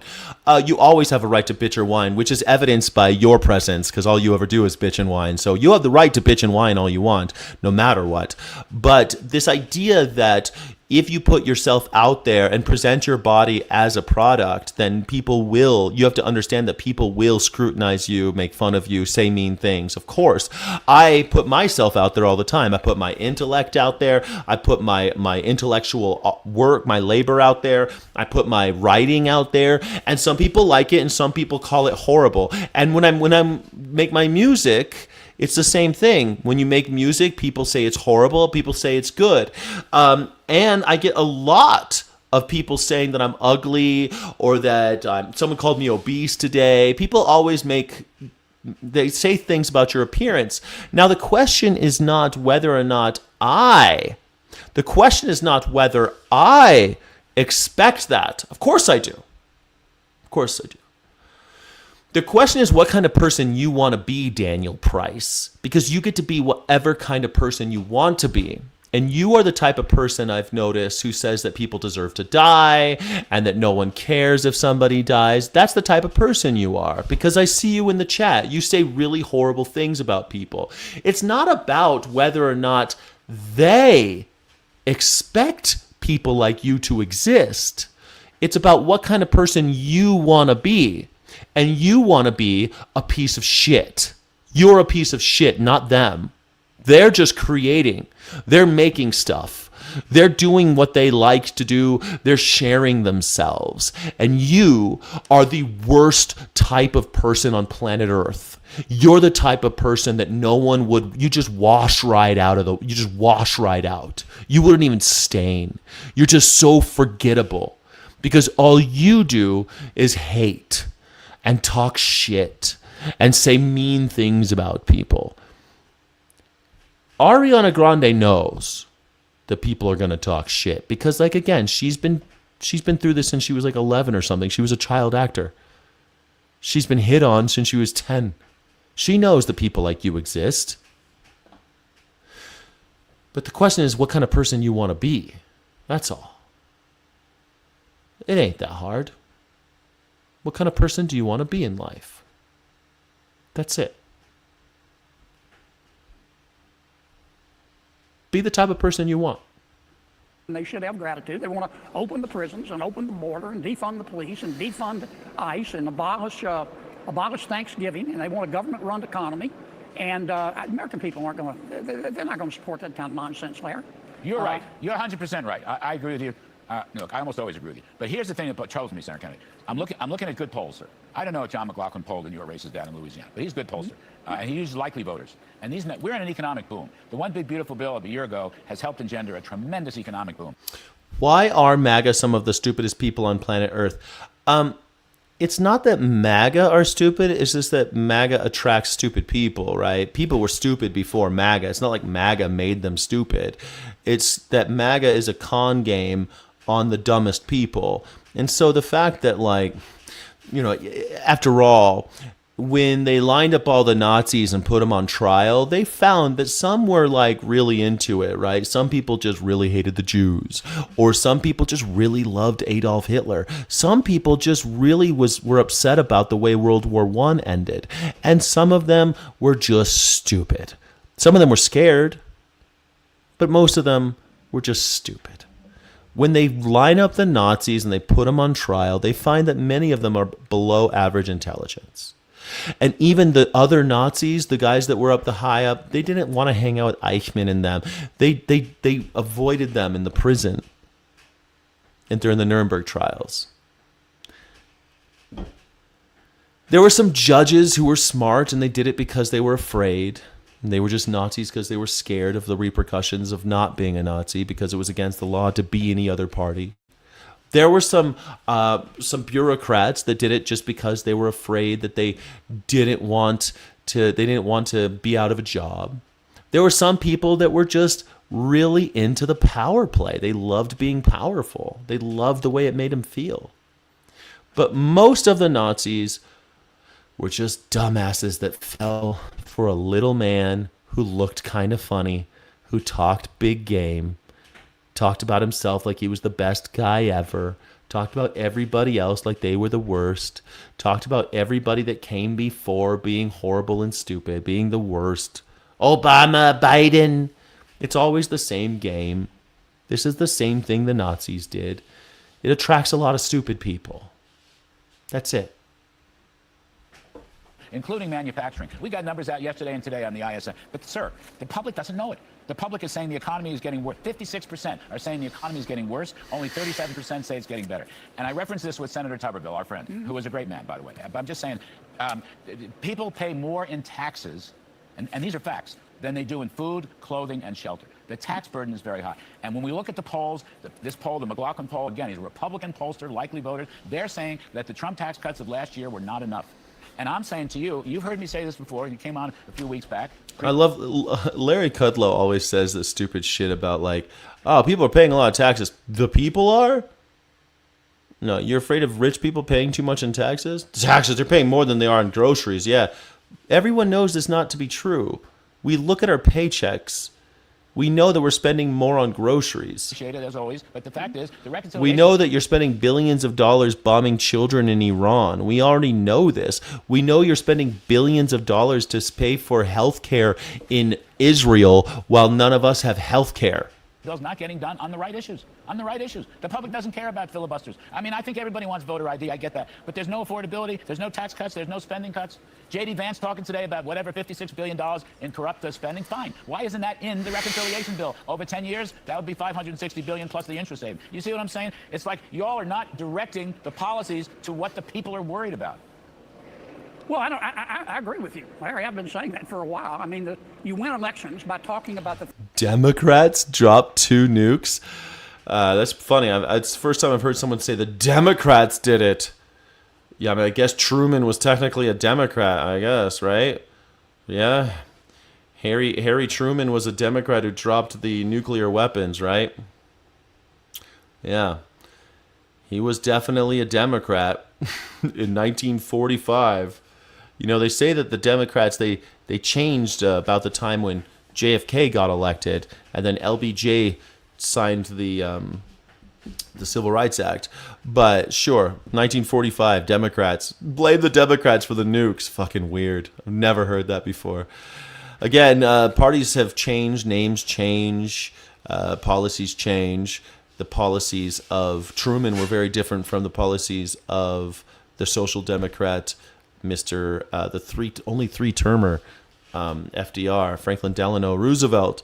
But, you know, there were still Dixiecrats back then and the whole thing. They were very racist and shit. But sure, whatever, man. Yeah, nothing's changed about the Democrats in the last 80 years. 80 years. Things that moms and dads, when they lie down and to sleep at night and can't, are worried about. And top of that list is cost of living. That's why we cut people's taxes. That's why we deregulated the economy. That adds to the price of goods and services. That's why we... And yet, for some reason, everything's more expensive, and people are still bitching. So I love how these Republicans right now, all these MAGers, these Nazis, are trying to tell me that it's better. It's better. Everyone's making less money, but somehow things are great. They successfully made America great again. Passed a housing bill. That's why we reduce crime. That adds to the cost of living. I think we've got a good story to tell. We've just got to go tell it. Yeah. I think 50 American people, I have confidence. Yeah, tell it. Tell us how everything's so good. Biden was so bad and they had open border and trans for everybody. What a great story. Great story. They don't read Aristotle every day because they're too busy earning a living, but I think they'll eventually get it. Aristotle. About the midterms. But we're not going to win it unless we talk about our strengths, and we're not going to win it unless Congress finishes up its work, which I'll be glad to talk about because we've got a problem right now here in Congress. Well, many months ago, you and I agreed on the need for a reconciliation bill. You were spot on. But I'm saying to you, and I've tried with people in the leadership, Senator Kennedy, and they don't like my message. My message is that reconciliation bill should cover a lot of things. If you can get the voter ID in there, fine. Certainly the military spending, fine. But the Nazis of today can't be blamed for 1945. Well, see, neo-Nazis, I wouldn't really blame the Nazis of today for 1945. No, I think that we should say that Nazis are bad. We don't want them anymore. Nazis, National Socialists are bad. Fascists are bad. Corporatism is bad because it leads to things like what happened in 1943. 1945, they were gone, right? I mean, unless you're talking about nuclear weapons again, when we joined forces with the Nazis and bombed Hiroshima and Nagasaki. Is that what you're talking about? I don't even know what this guy Just Human's talking about at this point. But no, but Nazism and fascism, that way of thinking, leads us down very dark paths. It has always done so. Most historians think that fascism really started with something like the KKK. I think that the age-old tension between inherited hierarchical positions and versus the idea that the public is everyone and everything belongs to us. I think that tension of humanity is something that we need to continuously navigate. And every 100 years or so, we have to have a bloodbath in order to come to terms with it, to chop off all the heads of all the people who decided that they were just better than all of us because they happened to be born that way or born in that place or born with this amount of money. So, Nazi shit. Do I blame today's Nazis for 1940s? No, but I don't think we need to listen to fascists again and hear their ideas one more time, because their ideas have not changed. The Democrats and Republicans, they're basically the same party and always kind of have been. Very small differences. And yeah, they change over time and their policies change over time because that's what they do. They evolve as slowly as possible because they don't want to move the Overton window enough to let the people have the power. So yeah, Democrats and Republicans need to go as well, but that's a whole other story, putty boy. Sir, it should have some tax reform for middle-class people, particularly homeowners, and it should have these spending cuts. People want spending offsets. We're here to drain the swamp, and we're here to grow the... Affordability is about taxes. And affordability is about taxes being higher than food, clothing, and shelter. So I'm just going to say, this reconciliation you speak of, what will it contain? That's what concerns me. It's like we're firing a bow and arrow, but we're completely missing the target. Mm-hmm. Well, I know you know this, but I want to make sure your listeners know that only the majority leader in the United States Senate can bring a bill to the floor. I can't do that. Only Senator Thune can. And he... Jesus, Just Human, are you an imbecile? I like your PFP. I think that's Bill Clinton in the Monica Lewinsky dress, right? It's always so fun. I like that you've got that on there. But are you stupid or something? You got something rattling around in your head? Democrats switched in the 60s because they knew they could no longer control African American race by stripping them of the rights, so they had to manipulate them. The Democrats switched because of JFK having brand new ideas and thinking differently about stuff, but then they were forced to by the civil rights movement because there were people in the streets causing a lot of ruckus, and politicians' hands were forced. Republicans and Democrats had to pass the Civil Rights Act. Democratic president happened to be the one who signed it, but it was because of the pressure of the people. It was because of civil unrest. It was because of activists. The politicians weren't going to do it on their own, so they had to do it. Not some grand scheme like, oh, we're going to control the black people, but that's so fucking stupid. There was pressure, and they responded to the pressure. That's all. No big deal. And every single time we actually put people in the street and have a little anarchy, a little people screaming power to the people, politicians do respond. They really do. And the ones who are cowardly all of a sudden find their courage, and the ones who have courage actually start getting shit done. But you need to be in the street. That's what activism's for. That's why it works. Plus, I mean, I don't know if you heard, but in the 60s, politicians were dropping like flies. Leaders were dropping like flies. There was a war going on where politicians were getting killed and civil rights leaders were getting killed. All by the FBI, but whatever. We don't need to talk about that. I have great respect for Senator Thune. I don't mean to be critical, but I'm not part of his inner circle. I'm not part of Republican leadership. I play outside the pocket. Oh, yeah? I'll never fit in completely in any group. That's one of my best qualities. One of my best qualities is probably because I'm a closeted homosexual. I can tell you what I would do is if I were king for a day, I would put the budget resolution, which starts the reconciliation process, I would have put it on the floor a long time ago. I would have put it on the...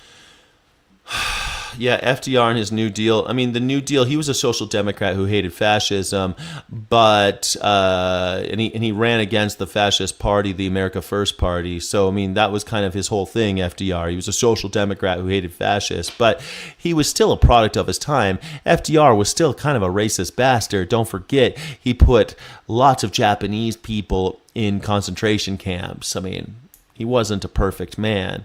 But you're right, the party started switching with FDR, but then by the 1960s, things had taken a full swing in the other direction. So, yeah, fine. Great. Loser Kennedy sent an FBI to my mom's house for questioning in Trump 1.0. Really? Kennedy? John Kennedy? Now, I don't know why y'all been talking so mean about President Trump. I love him. He did a boner bump off of my penis when we were younger. Right after we finished the one big beautiful bill. Well, actually, after the last reconciliation when we had to get money for Border Patrol and ICE, I would have put it on the floor then. I would have taken plenty of time to talk about affordability, to talk to pass bills about. How come you're not doing it, douchebag? All these fucking Republicans say they're going to start talking about affordability. Donald Trump promised us 12 months, a 50% reduction in the price of gasoline and a 30% reduction in the price of groceries, and they've gone up in the opposite direction. They've gone 50% higher on gas, 30% higher on groceries. So if you're going to do the opposite of what you say, I don't give a fuck what these stupid maggers. Oh, we got to talk about affordability. We got a story to tell. Okay, we got a story to tell. Tariffs are good. Okay, tariffs are good. Election integrity and the things you're talking about, but we didn't do that, and we still haven't done that. And I can't honestly look you or your folks in the eye and Scallywags. if ever we're going to do that. I'm prepared to stay here as long as it would take. I've been to a squillion. Yeah, they used to love Boehner bumps. They used to call him John Boehner bumps back when he was Speaker of the House. Meetings to talk about this stuff that could have been an email. I'd rather have a back alley colonoscopy than go to another meeting. It is time. I bet you do love back alley colonoscopies, my friend. You know that this guy loves his back alley colonoscopies. Goddamn, Vincent. So you revert to socialism where there's no food or gas at all. That's a good decision. Are you fucking retarded, Vincent Chiral? What are you talking about? Socialism! They don't have gasoline! What? I can't even, what the fuck are you talking about? Socialists don't have gasoline. I saw right there on the TV. To vote. We're not going to reach agreement. It's time to vote. That's why God made votes. That's where I am anyway. Well, I think you're in the right spot, Senator Kennedy. But look, GOP must crush this socialist disease. Must crush it. Absolutely. We can't miss this opportunity. Well, here's what I think people... I got to get out, sir. We're running late. You and I agree on this 1,000%. You know I agree. I want a back alley colonoscopy, Lair. Remember last time you gave me that back alley colonoscopy? That was fun. What was that you shoved up in my rear end? What was that thing you shoved up in my rear end, Lair, what was it? I didn't even know what it was. I was just sitting back there having a good time. Thank you. It's truly an honor. It's truly an honor to stand here before you and speak. Sorry, excuse me. I have a little mom brain going on right now. I'm so sorry.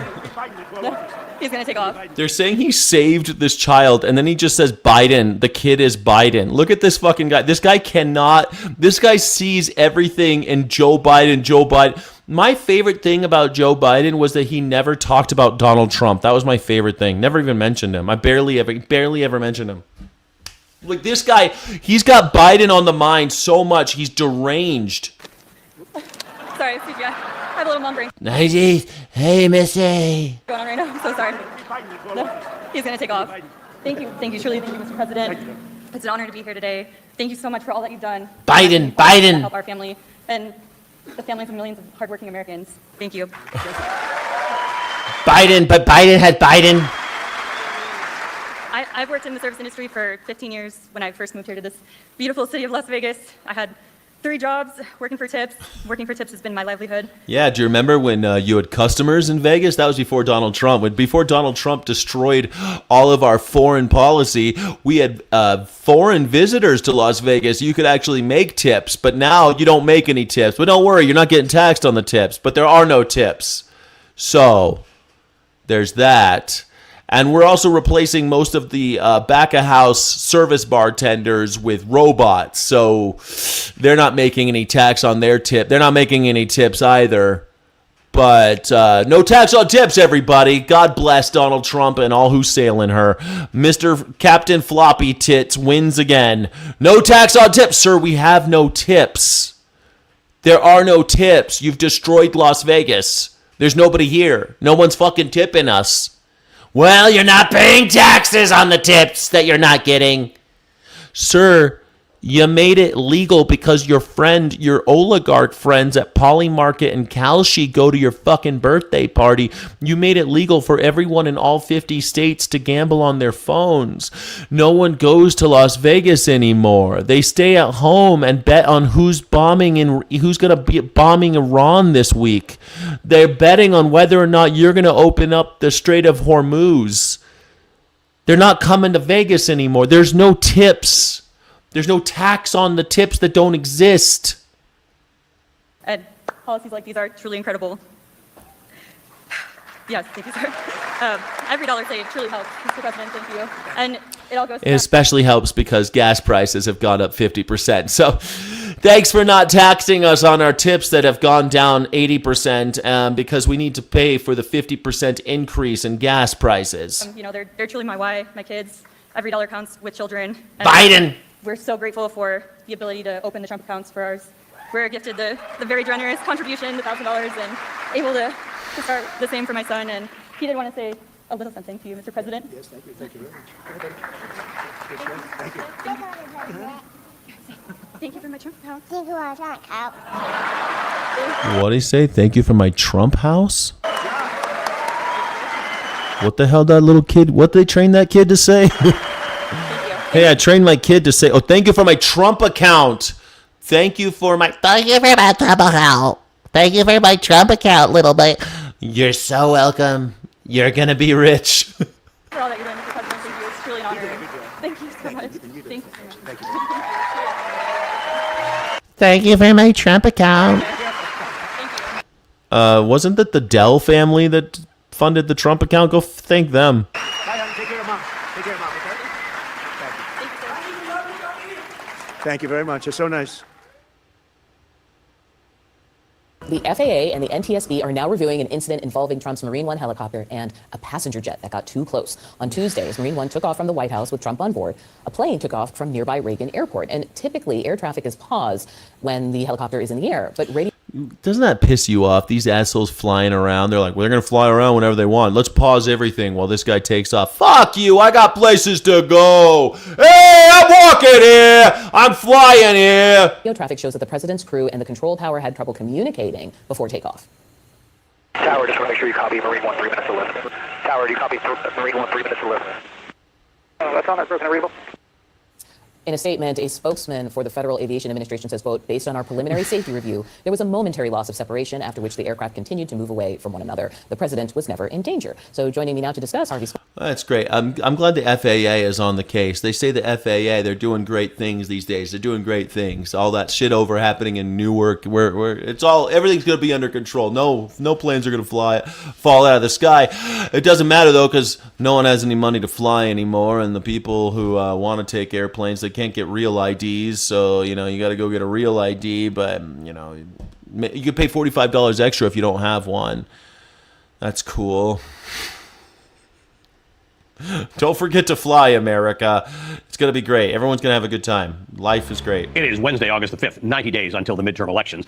I'm going to ask you to look away from the shiny object in today's news cycle that is the dramatic conclusion of Democrats' primary for Michigan Senate seat. Because when you scratch just below the I thought it was Ariana Grande's weight. I thought that's what was the shiny object. surface of last night's primaries, you'll see a series of results that tell a story about how each party is going into these fast-approaching elections. And despite a lot of hot takes about how ugly and damaging the Michigan Senate primary was for Democrats, the takeaway from last night is that it's Republicans who are facing a real challenge. And to understand this, you need to look southwest from Michigan, at Missouri, which also had a primary last night. Voters in Missouri like their ballot measures. In recent years, Missouri voters have used ballot measures to enshrine the right to an abortion, to raise the minimum wage, to expand Medicaid, and legalize marijuana and sports betting. But last night, Missouri voters rejected a ballot measure because it was a ballot measure that would have made it harder to pass future ballot measures. Amendment 4 would have required proposed ballot measures to achieve a majority, not statewide, but in each individual congressional district of the state. Missouri, man. Missouri's going full on anarchism mode. They're like, fuck this shit, man. I don't know. Missouri, sometimes these Southerners, they're not actually libertarians. They're anarchists. And they think that they're libertarians because they've been sold on this idea of capitalism. But they're not really. They like just sharing and shit. You go to the South, they're borderline anarchists. They just hate black people. I mean, if they could get over the racism thing, you'd have anarchist utopia in the South. You really would. You really would. It'd be great. It was rejected by 80% of voters, and ironically rejected in each congressional district individually. Amendment 4 was a plan that was hatched by Republican state legislators to limit the power. Thanks, Andrew Miller. I appreciate it. Make sure you share the live. If you like news from an anarchist perspective. Thank you so much, Andrew Miller. That their own constituents hold at the ballot box. None of the ballot measures I told you about a minute ago, abortion rights, minimum wage, Medicaid expansion, marijuana, none of them would have passed under the Republicans' proposed threshold. But here's the thing. Initiatives put on the ballot by the Republican-controlled legislature would not be held to the same threshold in that ballot measure. And that's the tell that this was actually a... Don't forget to like and subscribe, everybody. Like and subscribe so you can be part of the Sky City Rebels. About silencing voters. So that's what happened in Missouri last night. Something similar played out in next door Kansas. Kansas voters rejected an amendment that was put on the ballot by the Republican-controlled legislature, which would have required state Supreme Court justices to be popularly elected rather than appointed by the governor and then facing retention votes. Now, look, this is for another night. There are valid arguments both for and against the popular election of judges. But this ballot measure was not about that principle. It was about undermining one specific ruling by the state Supreme Court, as well as the expressed will of the voters of Kansas. In 2019, the Kansas Supreme Court established a constitutional right to abortion in the state, and Republicans have gotten creative looking for ways to overturn that decision. In 2022, Kansans overwhelmingly voted to enshrine abortion as a constitutional right. After that, Kansas Attorney General Chris Kobach suggested that the exact idea of popularly electing judges to quote, slowly and quietly advance anti-abortion judges. But yesterday, voters denied the slow and quiet attempt, and they did it swiftly and loudly. 61% voted against that referendum. While Republicans engage in harebrained schemes to divert the will of the people, voters far and wide are begging for them to instead focus on the economy. A new Reuters Ipsos poll finds that everybody's saying vote. The economy is in the shitter, and we would sure appreciate it if you took us out of the shitter, since you guys have the reins of power, and for some reason none of the people have any power. Would you mind? Would you mind taking us out of the shitter so I could afford a cup of fucking coffee? 48% of Americans said the cost of living was their top issue in deciding who to vote for in November. On that very issue, Donald Trump has an approval rating of 23%, and fully 70% of those polled disapprove of his handling of the economy. And when asked which party has a better plan to deal with the cost of living, Democrats have an 8-point edge over Republicans, 35 to 27, although 28% say they don't know which party has the edge. On some level. That's America for you. But at least, I mean, I might fall into that 28% because I'd be like, you know what? Fuck both these parties. These parties are both pieces of shit. The unitard party. You're getting one just giving you a little extra lube when they take you out back. Well, Trump knows that this is his political problem because he went on a West Coast swing the past 2 days to promote his economic agenda. True to form, in a speech in Las Vegas this afternoon, he dismissed the issue. More Americans are working in the United States right now than at any point in the history of our country. Think of that. He always says it. Think of it, think of it, think of it, think of it. It's bigger and better than it's ever been. More Americans are working 4 jobs now than ever before. Think of it, think of it. Think of it. 13-year-olds, 13-year-olds, 12-year-olds, they're all working. Everybody's working. You don't hear that. You don't hear it because nobody can afford shit for some reason. No one can go on any vacations. No one can pay gasoline. No one can pay. No one can drink beer. No one can drink. No one can afford anything because everything's fucked. And more people are working more hours. It's a polls today on television. I say Donald Trump polls on the economy aren't good. The economy is the greatest economy we've ever had by far. The economy aren't good. They're fake polls. How come no one applauded that one? How come there's no? It's the best. The economy is the best it's ever been. Everybody, shut up. It's the best it's ever been. One thing Americans don't like is being lectured about how they feel about the economy. Let's just fact check that for a moment. In a country like the United States, which has consistent population growth, the workforce always grows over time. Number 2, this is not the greatest economy we've ever had. Number 3, they are not fake polls. And number 4, this economy is good for a specific part of the population and largely not for the vast majority of wage-earning Americans. On the other hand, if the Democrats have one single coherent issue that they're all laser focused on, moderates, progressive, democratic socialists, all of them, it's affordability.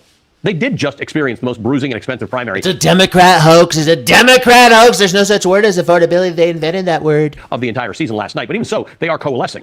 Haley Stevens, defeated last night, released a statement saying, quote, Donald Trump and Mike Rogers want us to come out of this primary tired and divided so their billionaire backers can come in and let millionaire Mike Rogers walk away with the Senate seat. I'm not going to let that happen, end quote. Joining me now is the Congresswoman Debbie Dingell, Democrat of Michigan, who, of course, was acclaimed in her nomination last night. Congresswoman, good to see you again. Thank you for being with us. Good to see you. I hope you got a little sleep. Well, you and I probably got the same amount of sleep. You were on with us very, very late last night. And I appreciate it. What you said last night really stood out. Yeah, it was a bruising and tough primary. I am one of those people who think that political parties should have debates even when they're tough. And the Democrats are having those right now. But at the moment, as you said to us last night, you and your fellow Michigan Democrats are working to try and come together after. Come together in their big tent. I like this idea that someone just said that Americans always complain about the economy. Well, sure. Yeah, I mean, Americans always complain about the economy. That makes sense, right? Because they want to make it better. And it always seems to get worse, especially since the Great Depression. It just seems like we're in a constant state of depression. It just keeps on getting more expensive to have a house. If you are making $60,000 a year right now, how are you going to afford a $500,000 to $600,000 home? How are you going to do that? Oh, a 30-year mortgage. That makes perfect sense. In the Great Depression, the average person was making $4,200 a year, and the average person was making $4,200 a year, and a house cost $3,500. That means if you saved for like 2 years, you could buy a house in cash. Of course people are complaining about the economy because they see that like their great-grandfathers and their grandfathers and their parents, their dads, that they could afford houses and now they can't. And of course my dad probably complained about the economy because his dad could buy a house with a smile. And his dad probably complained about the economy because his dad could just fucking, I don't know, like shit a house somehow. They all could just afford it. Of course they've always complained about the economy. Because ever since the economy has mattered, ever since we knew about the economy, it's gotten worse for people in the working class. And it keeps benefiting the rich. It only benefits the rich more and more and more. A 500-year-old empire that constantly benefits the rich over the poor will crumble. It is crumbling right before our eyes. We are in the last 100 years, like every other civilization that's lasted this long. It is crumbling. And we could save it. But unfortunately, instead, we're building walls and barbed wire and telling people that trans people don't matter and hating on brown people. We're doing all the things to make it worse. We could fix this. We really could. It could be done.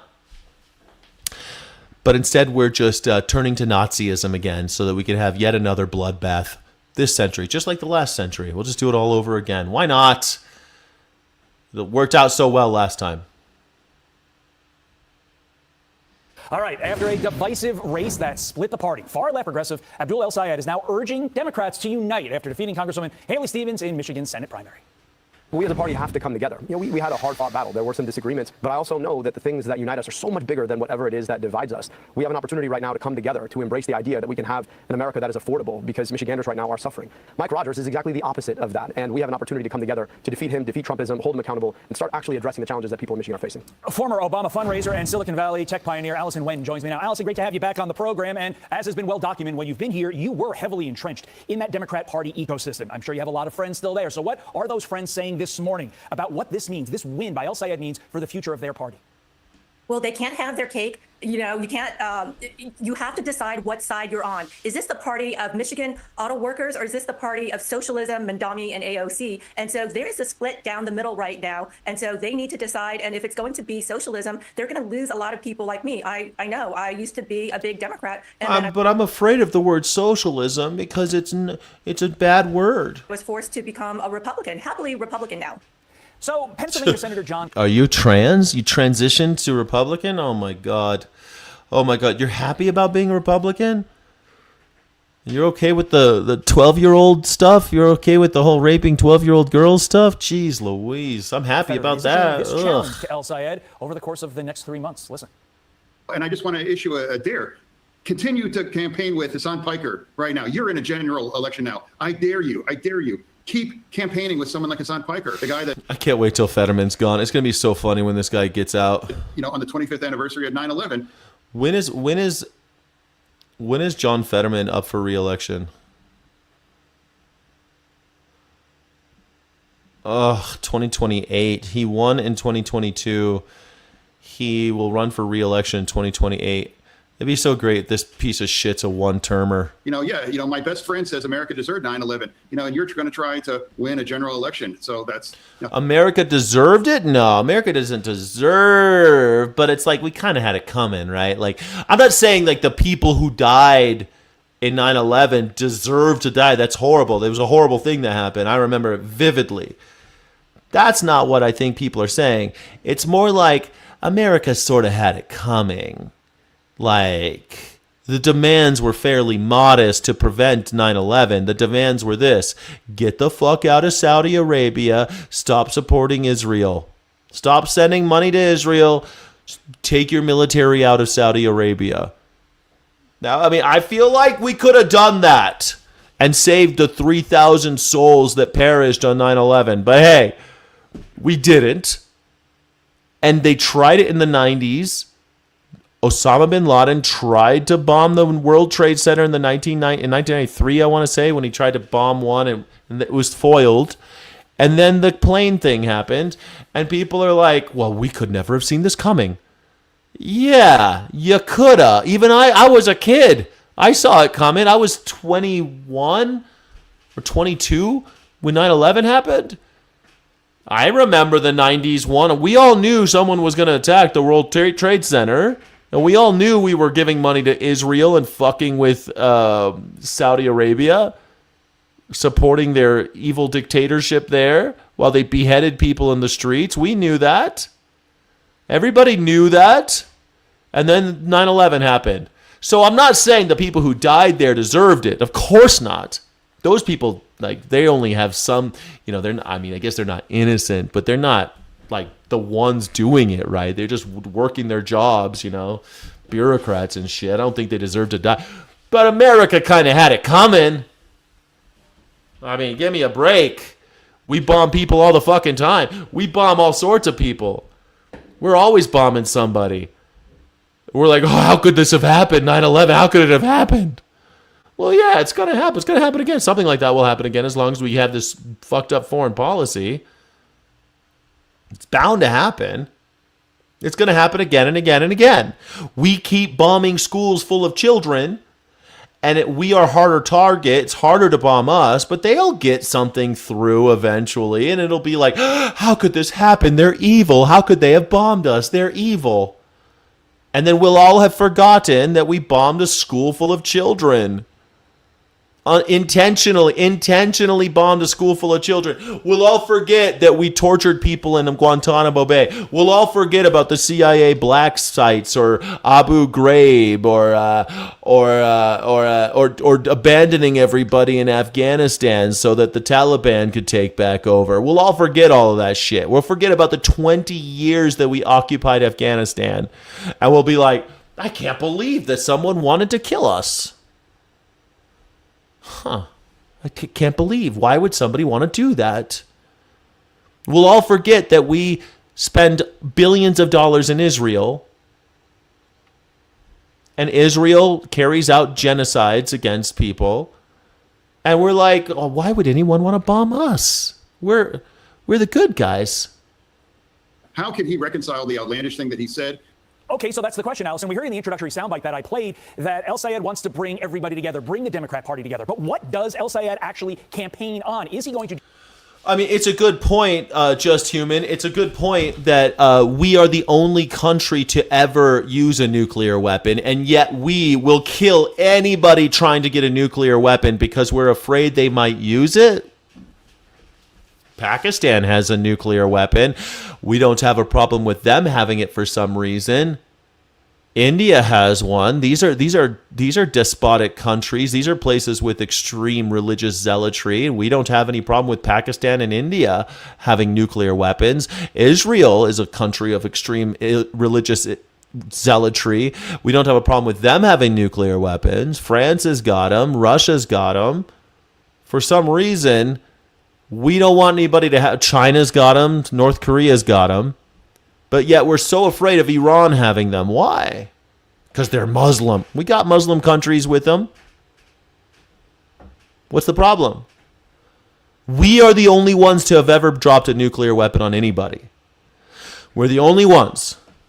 Our country did it. It's the most cowardly act of military action in the history of the world. Was us dropping, because America, we're a bunch of fucking cowards.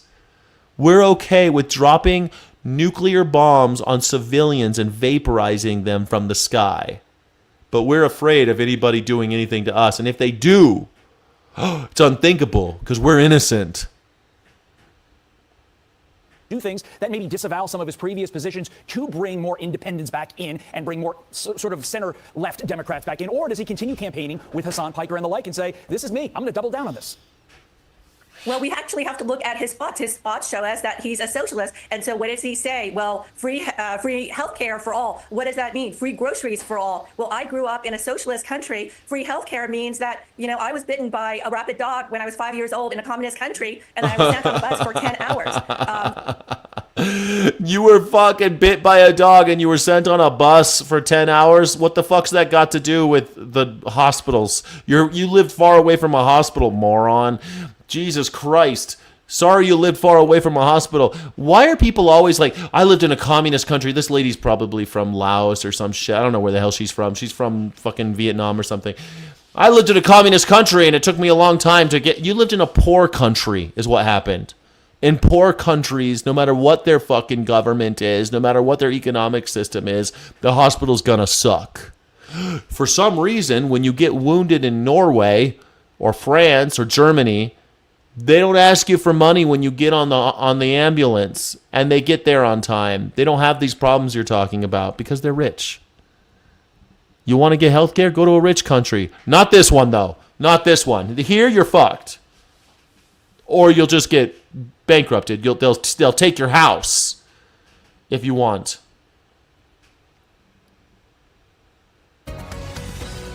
Welcome back. In just 2 hours, the Senate Homeland Security Committee is set to vote on whether to hold Dr. Anthony Fauci in contempt of Congress after he repeatedly pled the fifth more than 100 times during last week's hearing. The sole reason. Yeah, try it. Contempt of court. Yeah, try to compel Anthony Fauci. He is calling me before this committee is to get me to say something, anything, that could vindicate his repeated public pledges that I end up, in his words, quote, behind bars, unquote. I will invoke my right under the Fifth Amendment of the Constitution to refrain from answering your questions. But Kentucky Senator Rand Paul argues the courts may ultimately have to decide whether Fauci can refuse to testify after receiving a president. Oh, wait a second. What do you mean the Constitution doesn't matter all of a sudden? Rand Paul?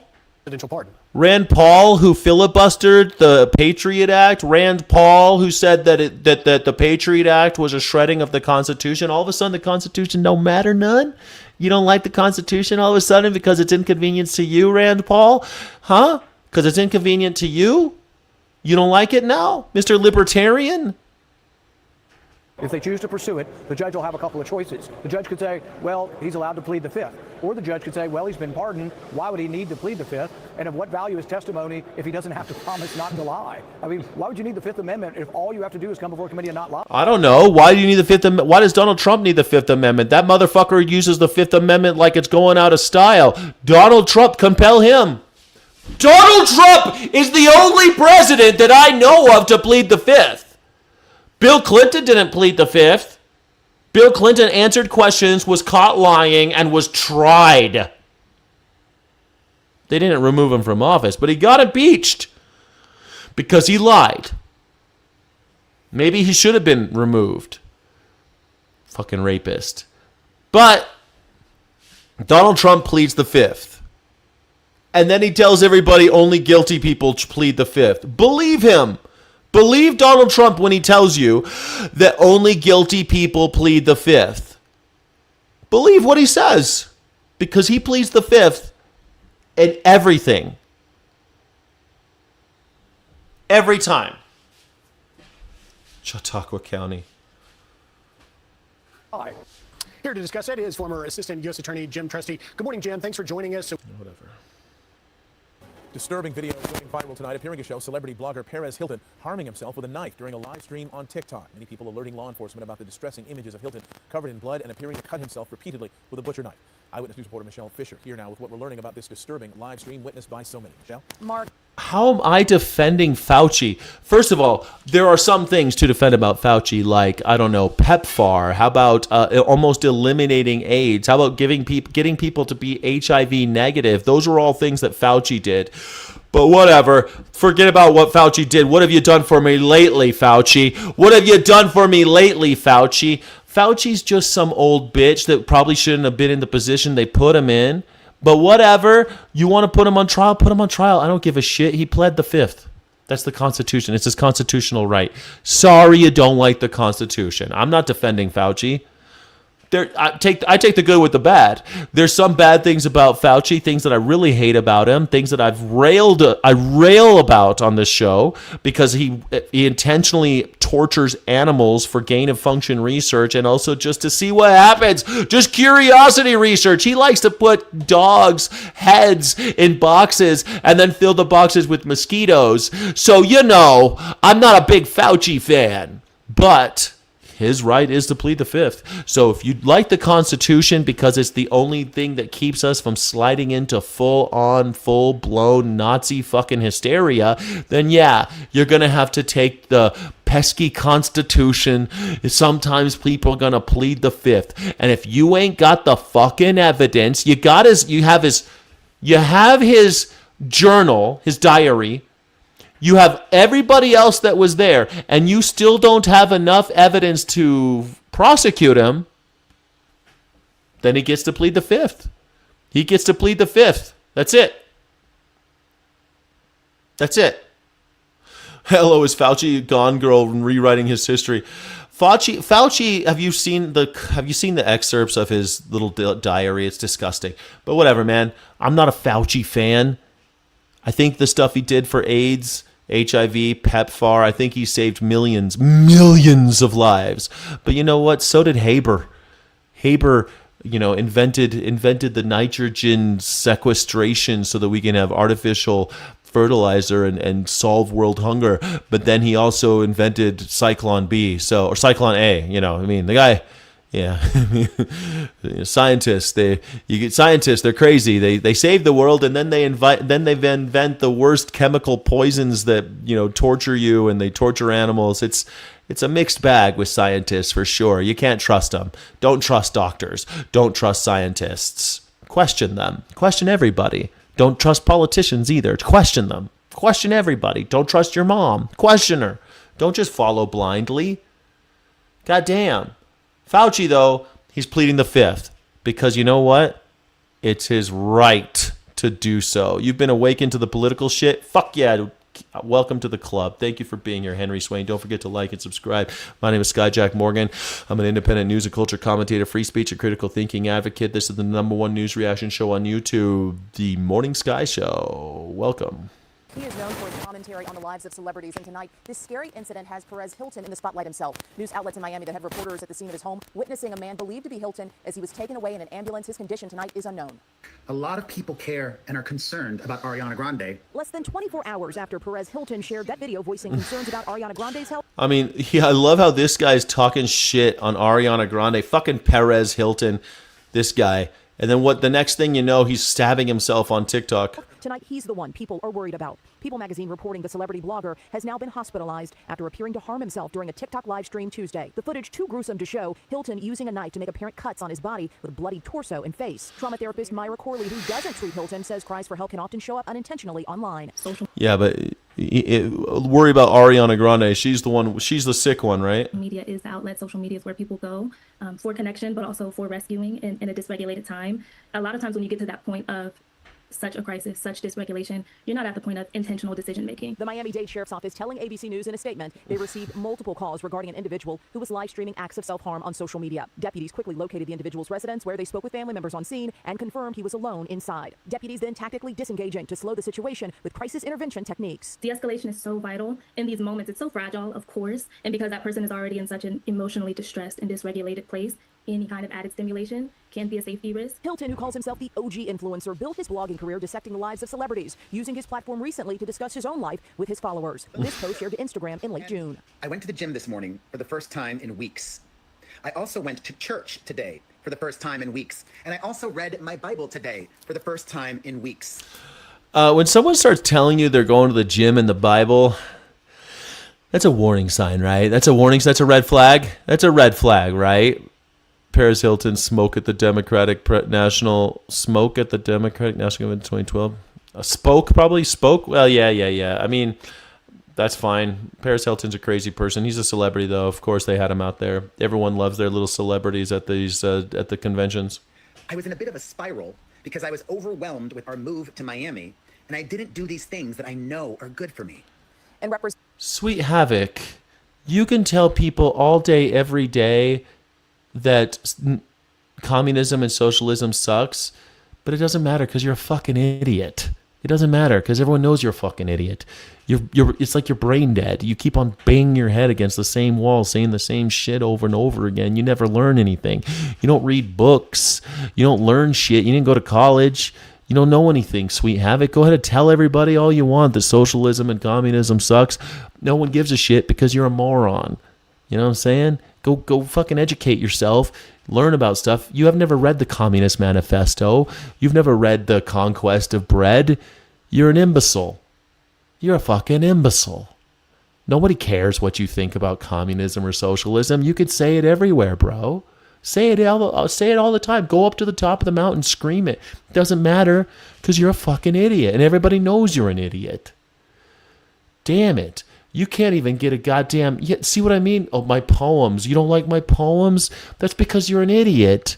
I'm surprised you learned how to read. I'm surprised you could read a poem. I'm surprised. I was going to say, good work, buddy. Good work, buddy. You read a poem. Wow, you read something like 25 words. Congratulations. Good job, buddy boy. Good job. Get yourself a cookie. You can have a cookie now. Congratulations.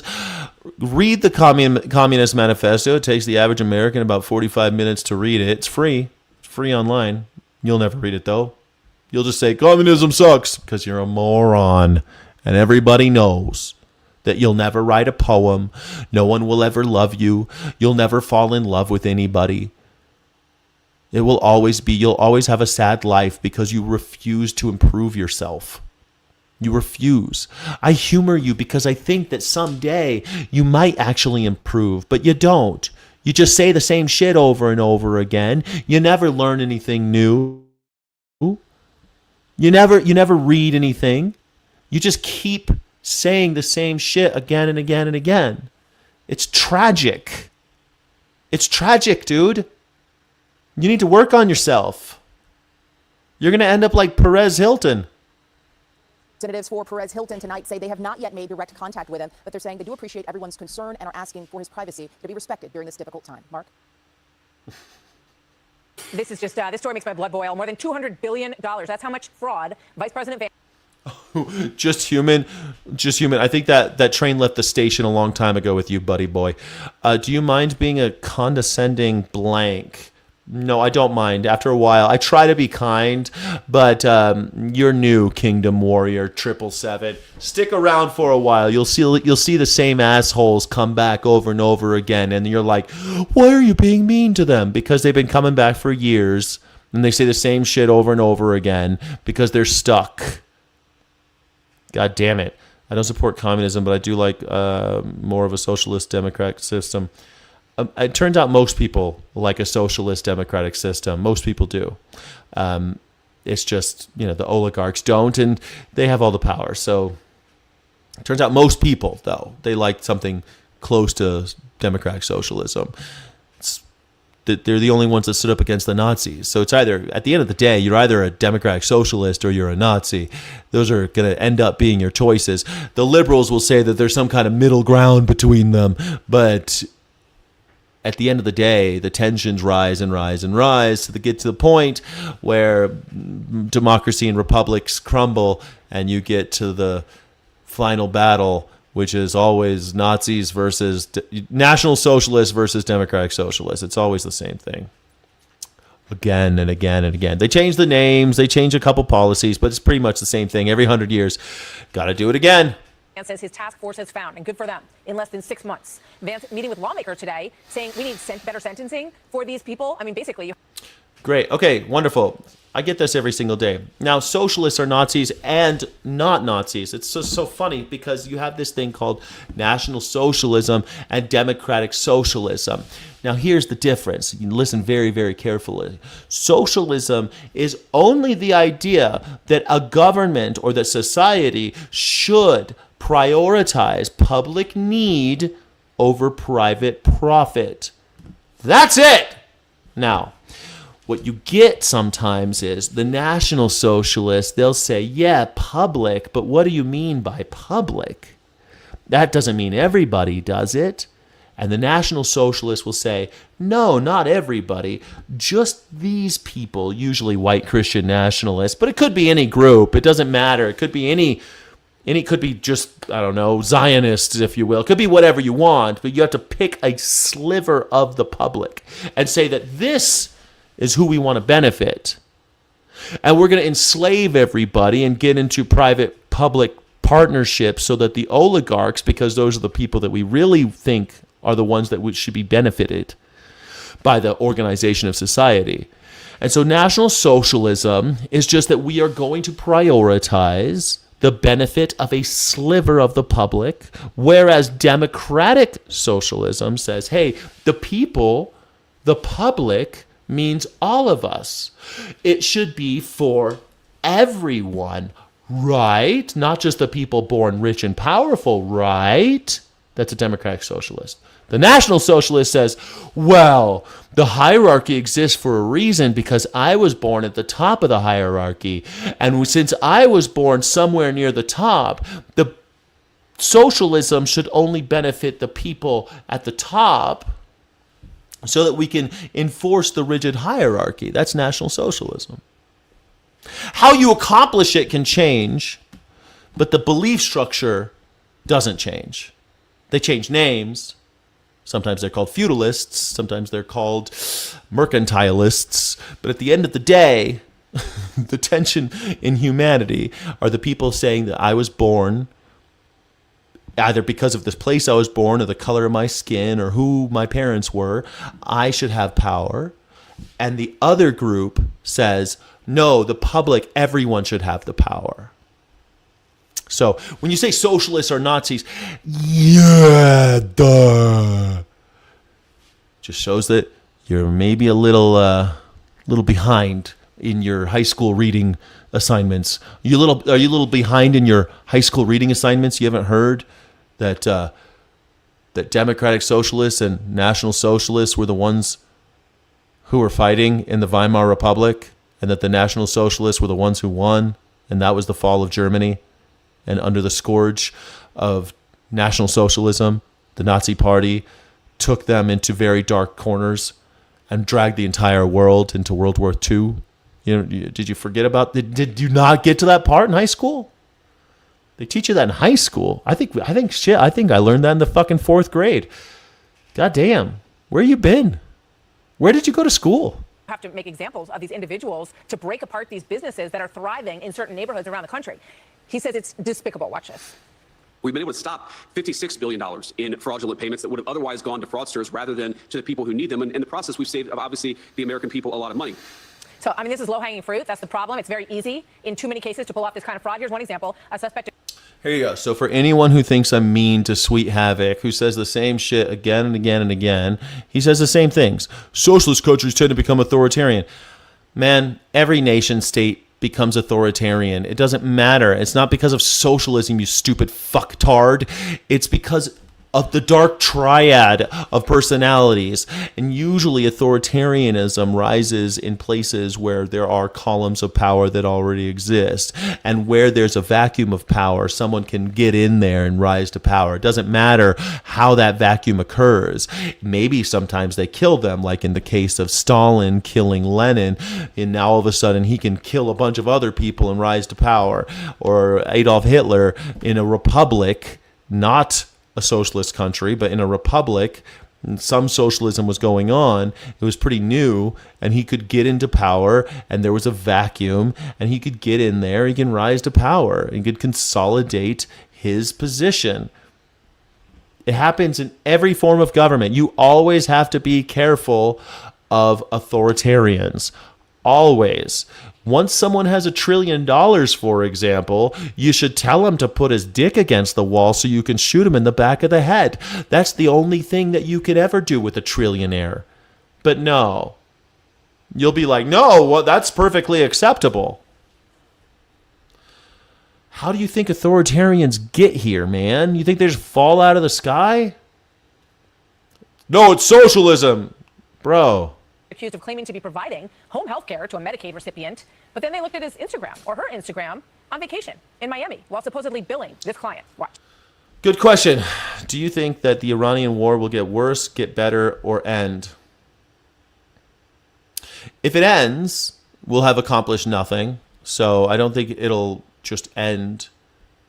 Maybe. I doubt it, though. I don't think it'll just end. I don't think the Iranians are just going to, not take tolls at the Strait of Hormuz anymore.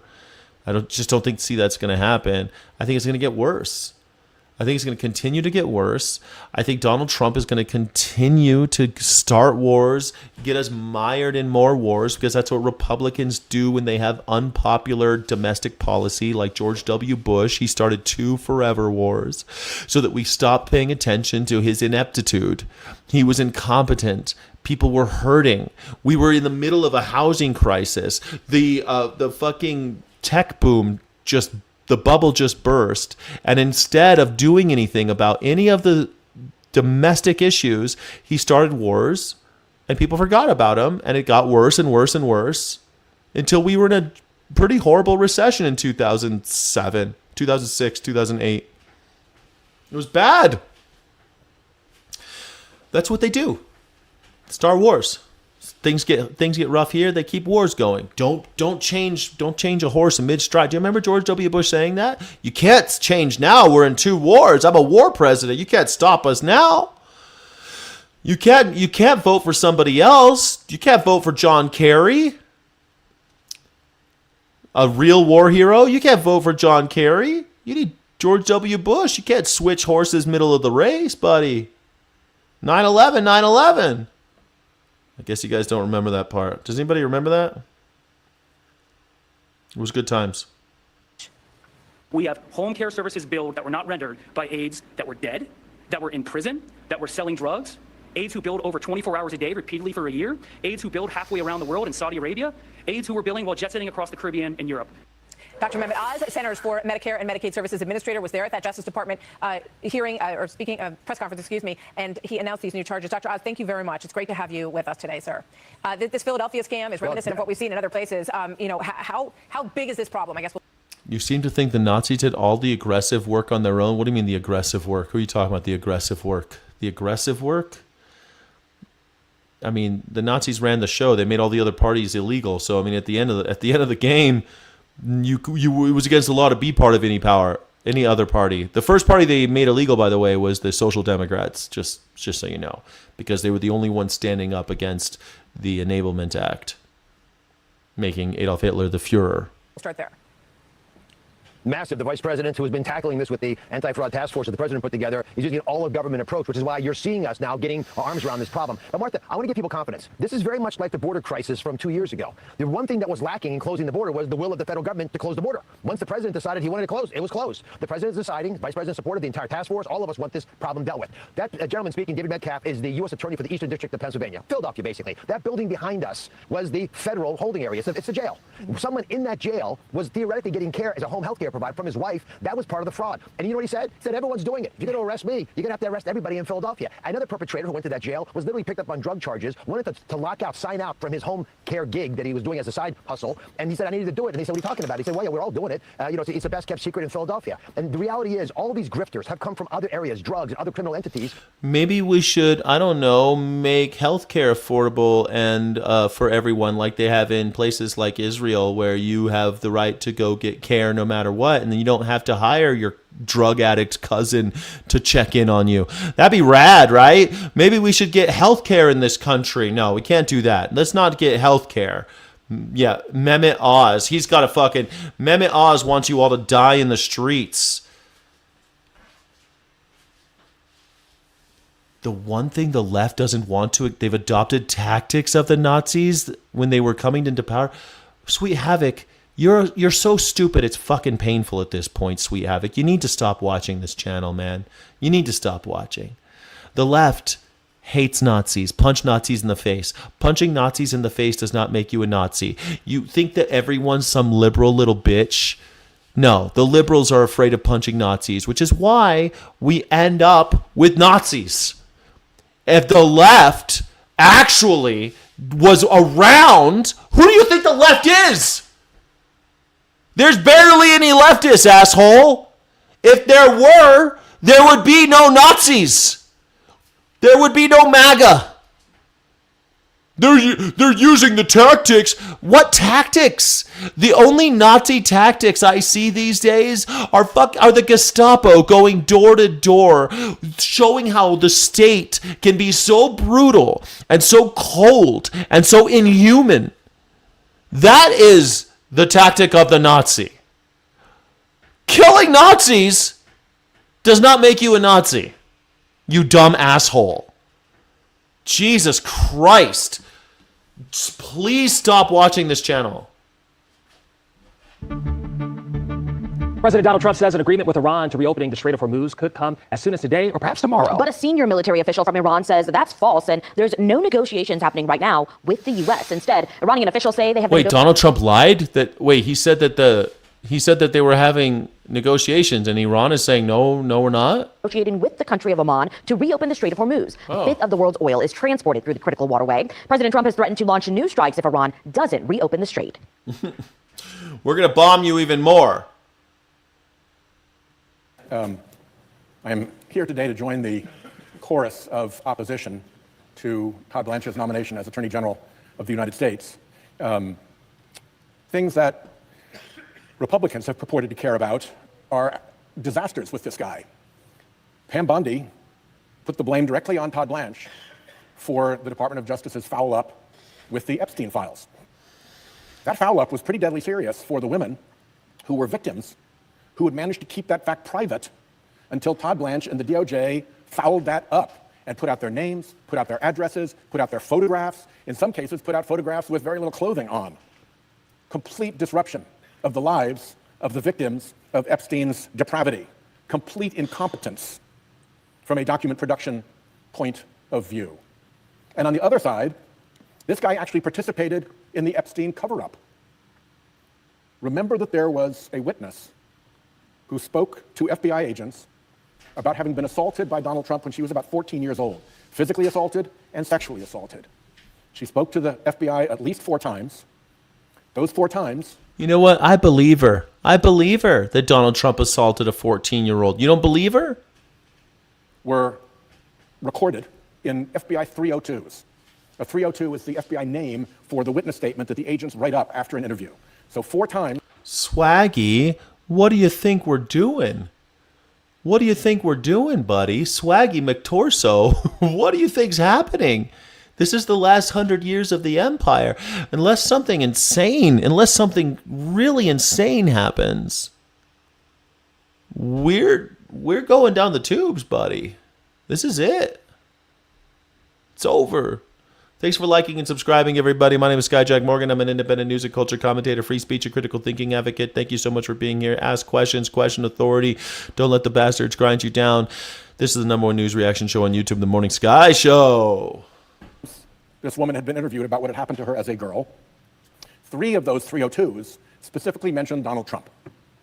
in the disclosure that Todd Blanche made under the Epstein Files law, the only one of the 4 that got disclosed was the one that didn't mention Donald Trump. Huh. That ought to be disqualifying right there. What do you know? Luckily, some very sharp investigators realized through like gaps in bait stamp numbers that documents were missing and that the 3302s had not been disclosed. And so Blanche was forced to cough those up. But behind a 302 come the agent notes. And there's still 37 pages of documents related to that that are still suppressed, that are still covered up, that look to be the agent's notes, which should have been disclosed. So the cover-up continued with respect to allegations against Donald Trump. Where else did the cover-up continue? Well, the Treasury Department sent to the Department of Justice what are called suspicious activity reports. A suspicious activity report is what you get when international banking transactions look like something funny is afoot, look like there is, for instance, money laundering going on. In this case, it was money laundering and human trafficking concerns that provoked the suspicious activity report. Look, at the end of an empire, it usually takes about 100 years for the end of the empire to actually really, you start realizing it. But it usually looks about like this. And we can look at history. We have history books. We know how these empires end. They all go the same way. And they all last about 500 years. It's all about 500 years. Then, boom! In that last 100 years, man, it's a doozy. It's a rocky road down, man. And we're in that rocky road. In our lifetime, we're going to see this country change drastically. Drastically. The empire has always been sick. Because the bell curve happened in like 1930. We rose up, and then the 30s happened, and we started going down, and then World War II, we had a pretty big boom because the rest of the world, everybody was dying. So we got a little bump from that, and now we're going right back down where we were going. It'll keep kicking. It'll keep kicking for a while, about 100 years. But in our lifetimes, it will change drastically. It's not going to get better, not unless something crazy happens. But I don't see that. I don't think it's gonna. I don't think something crazy is gonna. I don't think something real drastic will do. I don't think it's going to happen. Reports. Well, you don't have to be a genius investigator to look at a suspicious activity report and deduce that it might have something to do with some suspicious activity. It's the title of the report, for Pete's sake. Pete. Billions of dollars of transactions were behind those suspicious activity reports. How many were investigated by the Blanche Department of Justice? 0. Turned a complete blind eye to that whole aspect of the Epstein files, even though the suspicious activity reports were right in front of them. And then he goes running down to Tallahassee to interview Epstein's comrade in crime, Ghislaine Maxwell. Did he use that interview to develop any new information, to go after people who were culpable in the Epstein files? No.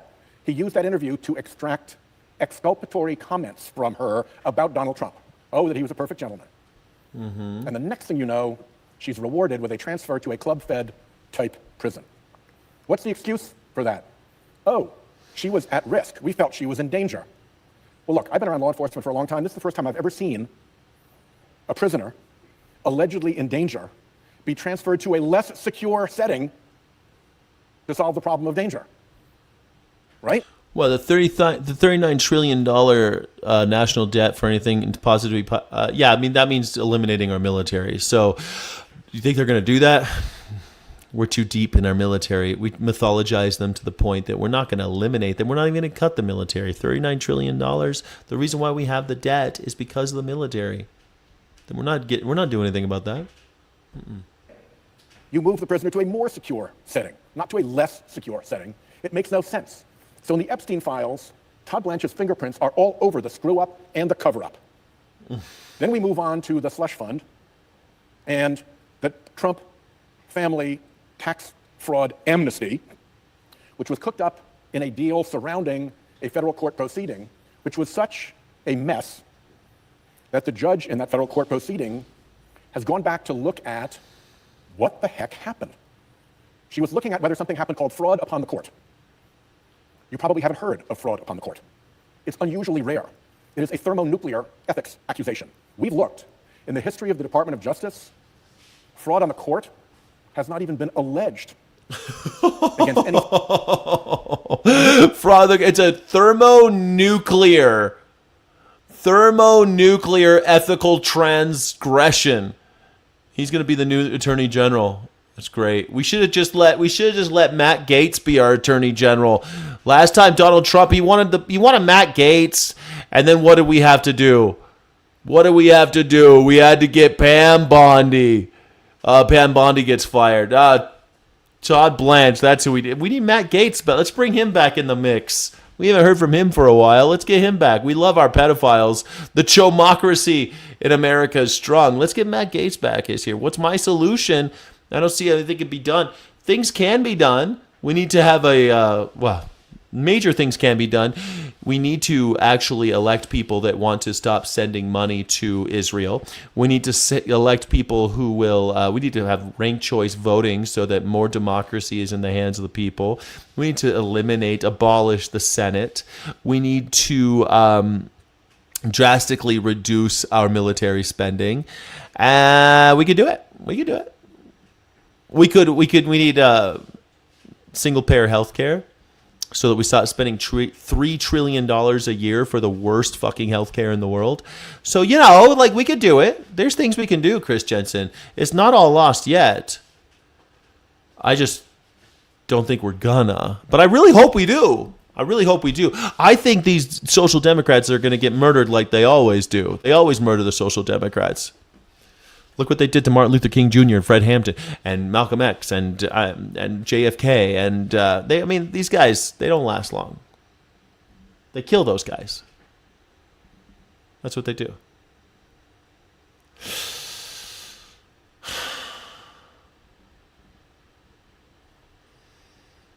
It's tragic, but we could fix it. It could happen. I don't think it's gonna, but it could.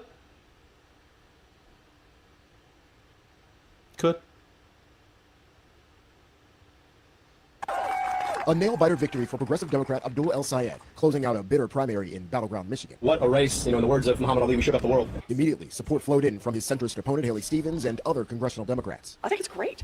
We need more people in the Senate who will fight for working families. He's going to work hard, and we're going to now unite the party behind him. Now, the real fight, as the 41-year-old epidemiologist and former Michigan state health official prepares to face former Republican congressman and ex-FBI agent Mike Rogers in November. I have never seen someone so radical, so extreme, get nominated by a political party. He's going to lose to our great candidate. President Trump in Las Vegas joining Republican criticism of El-Sayed's opposition to military funding for Israel. I don't know. If Mamdani can win, El-Sayed might win. He doesn't love Israel.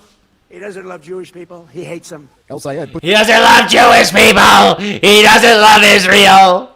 We need more people who can send money to Israel so they can have single-payer health care.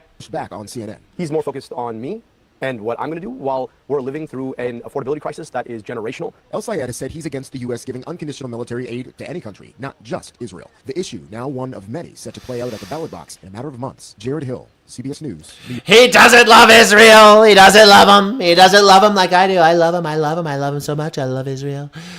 They're my favorite place. They told me to bomb Iran. I bombed them. Why not? Why not bomb them? That's a best thing for everybody is to bomb Israel. It's perfect. Donald J. Trash Dump. Yes, I'm calling him that. Is ruining this country. It's either Jesus works his miracles or we rebel and they end up learning. Well, don't worry too much because as the country begins to crumble and erode, they start cutting off pieces. So you'll end up in some community. Like in The Walking Dead. It might be the states just start breaking apart. That could happen. It's probably not going to happen this year or next year, but it's the next 50 years. You probably see, some states just start doing their own thing. Stop being part of America. It's perfectly possible. It's likely, actually, at this point. Don't worry, we could do it. Yeah. They told you to take the vaccine and you took it, Jack. Oh my gosh, Mayday. They told me to go get a job too, and I did that too. I did a lot of things they told me to do over the years. They told me to go to college. They told me to get North Carolina married. congressman has just dropped his bid for re-election. Representative Chuck Edwards made the announcement on Facebook after sexual harassment allegations toward women on his own staff. The House Ethics Committee says it found substantial evidence that Edwards repeatedly made unwanted advances toward 2 female staffers. According to the report, Edwards was accused of acting inappropriately by sending personal texts late in the evening and buying lavish gifts for those staffers. In his announcement on Facebook, he wrote, "While my campaign is ending, my love for the people of Western North Carolina and my faith in America's future remain as strong as ever. Before I close, there is one group of people who deserve recognition beyond words, my staff." Edwards serves the state's 11th district, which is a Yeah, North Carolina, these Republicans, they keep trying to do nasty stuff to their employees. And look at this. Look at this. Now he's got a whole problem. Got a whole big problem. He had to go. Okay, I'm going to tell you to quit being so angry and hateful and go get some rest because you look awful. Thank you, Diana Jones. I'm tired. Thank you. Appreciate that. a large portion of our western counties bordering the WBTV area. He's been in Congress since 2023. He does deny any wrongdoing. But he retired. Through thousands of acres in Spokane, Washington, a local one-of-a-kind crew of partially incarcerated firefighters responded, attempting to help their community. Washington State's Department of Natural Resources Arcadia 20 says they recruit the best crew members from various prisons in partnership with the Department of Corrections Camp Crews program. So we have a great partnership with Department of Corrections, the Eleanor Chase House Reentry Center. They're here, they're local as well, and we have guys that are from the area, and we have plenty of guys that aren't from this side of the state, and then lived in different locations, but they're here now, and they love their community, and they want to be able to help in any way that they can. We're going to put the prisoners can stop the fires. That makes perfect sense. Yeah, society has failed you. Do you want to help society? For their dedication, when the incarcerated firefighters join the elite group, they are paid state wildland firefighter wages, receive benefits, and become members of the union. John? Wow, they even become members of the union. I'm Atra Al-Nashar in Washington. There are growing concerns the U.S. military is running low on missiles and interceptors to defend against incoming attacks. The Trump administration insists they have what they need to continue the war, but is still asking Congress for tens of billions of additional dollars for munitions and equipment. Pushing for a diplomatic route out of this war, President Trump reiterating this threat against Iran. We hit them very, very hard, but the hard hit is yet to come, and hopefully we won't have to use it. But new reports of dwindling military stockpiles are raising serious questions about whether U.S. troops have what they need to keep up this fight and stay prepared for whatever comes next. Reuters was first to report the U.S. Army has used up much of its global stockpile of highly accurate long-range missiles during its 5-month war with Iran, citing 3 people familiar with inventory data. The report says these missiles are mainly surface-to-surface ATACMS and precision strike missiles, seen here. Also citing people familiar with supply levels, CNN reports the U.S. military has burned through nearly 4/5 of its THAAD missile inventory compared to pre-war numbers, and roughly half of its Patriot interceptors since the start of the war. Defense Secretary Pete Hegseth says the report is not true. The White House insists the military has everything it needs, and that And the P. Hexa says, "Nuh-uh, we got plenty of missiles." How interesting. some to execute orders from the commander-in-chief. Here was the president last week. We have a lot of Do you think do you think we're going to run out of money for missiles? We don't have enough money for schools, but missiles, we always have enough money for missiles, right? the mid-level stuff, too. I mean, more than we could ever use, no matter what. But we have a lot. I'd like to have more, to be honest. The Pentagon asking Congress for more than $67 billion in supplemental Spokane. funding outside the regular budget process. Without these funds, we face critical shortfalls that threaten our ability to also simply pay our service members, rapidly replenish equipment and munitions, and sustain vital operations without disruption. Senate Armed Services Committee member, Republican Rick Scott of Florida, tells us he spoke with Hegseth about this Wednesday morning. In the last year and a half, we've increased the funding for our military. We need to continue to do that. We are in a tough time. The world is tough. Experts at the Center for Strategic and International Studies tracking munitions inventory say enough remains for any plausible scenario in the war against Iran. The risk comes from potential future wars. Yeah, we're not going to be okay to have a war if something bad happens. Then I guess we're just up shit's creek because Donald Trump started a war with Iran. So what could go wrong? What could go wrong? Let me think. Could there be something going on in a place called Taiwan? Could that be happening? Probably. Maybe this thing going on in Ukraine that Donald Trump said would be over on the day he was elected. He said it would be over on November 6th, 2024. They're still fighting for some reason. I wonder what we're going to do. What's going to happen? The Chef Creole restaurant in Miami's Little Haiti neighborhood is typically bustling with customers. Not today. People are scared. Owner Wilkinson Sador says it's not just the clientele. After 34 years in business, he's lost his entire management team at 7 locations and will likely have to shut down 2 stores due to the end of temporary protected status. The end of TPS means for me that my future in the hospitality business is almost going to be non-existent. On Sunday, federal officers made an immigration arrest outside one of his restaurants. So these are people who are here legally.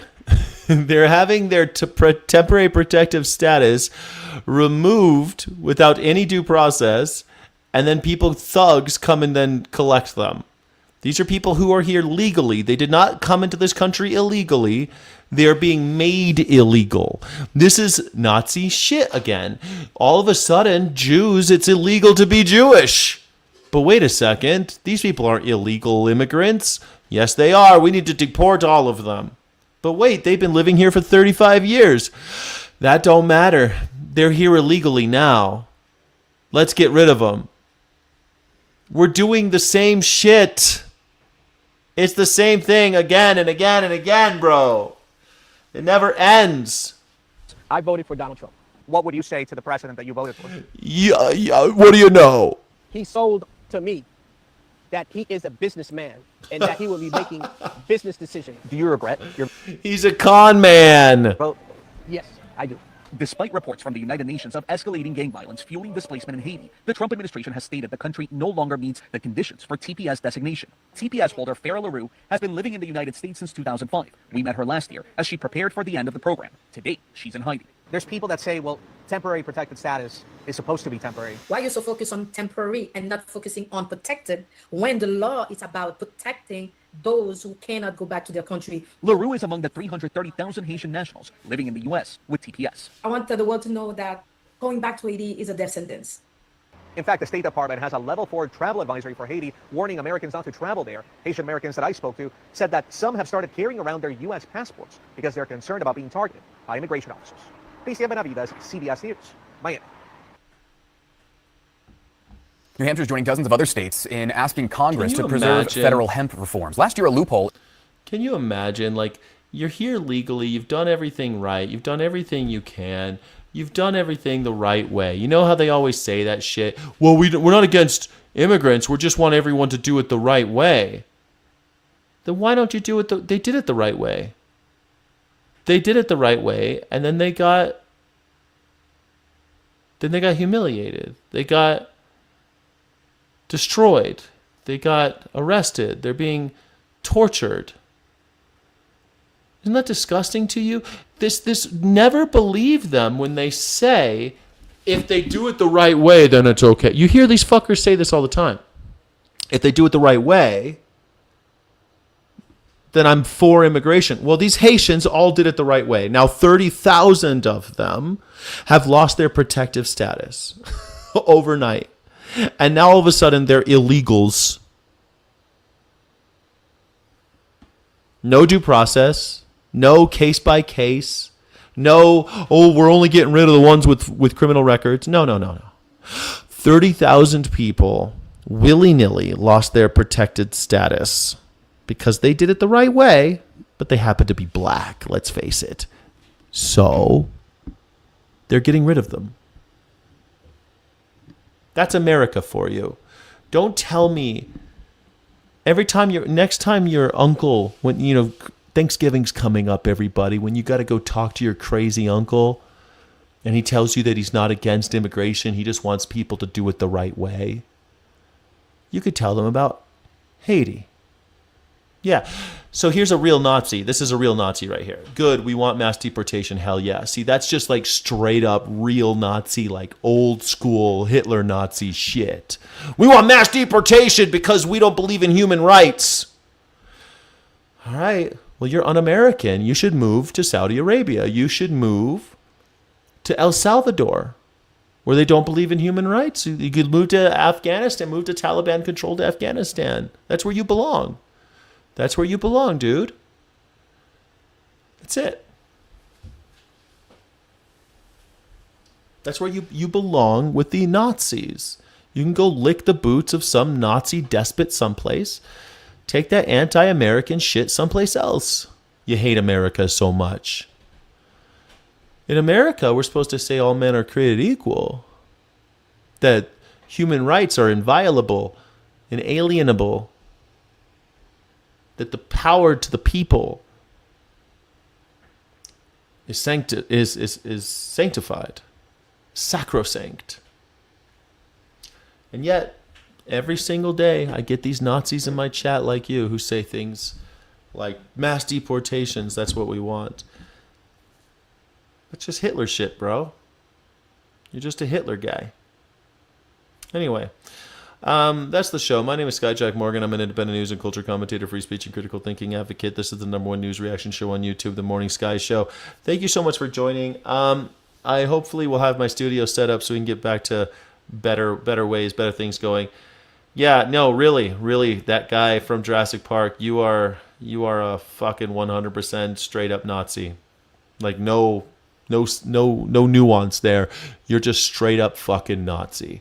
That's what the Nazis did. That's what they wanted. They wanted deportation. They wanted to deport mass deportation of people that they felt were undesirable because they didn't like the way they looked, the way they acted, the way they were, because they were members of a group that they just didn't like. Just like you said fuck Haiti.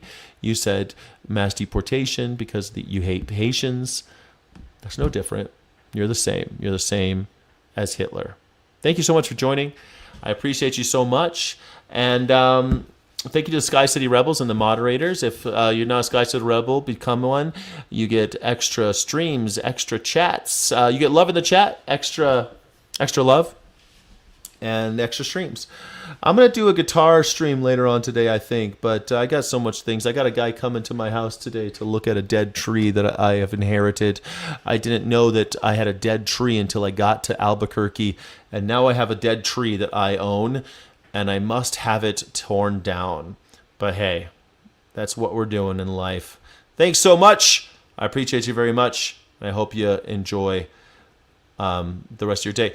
No, bro, not at all. People are just sick. People are coming over here and leeching off our tax dollars. We can't take care of the whole world. See, right side of history, you are a Nazi. That's what the Nazis said. No one's coming here to leech off of our system because our system is not friendly. There's not much to be leeched off of. In fact, it's very difficult to leech off of our tax dollars when you're fucking undocumented, you moron. But hey, these guys, they were here legally. They weren't leeching. In fact, they were working. They were just working. Just working. They weren't leeching.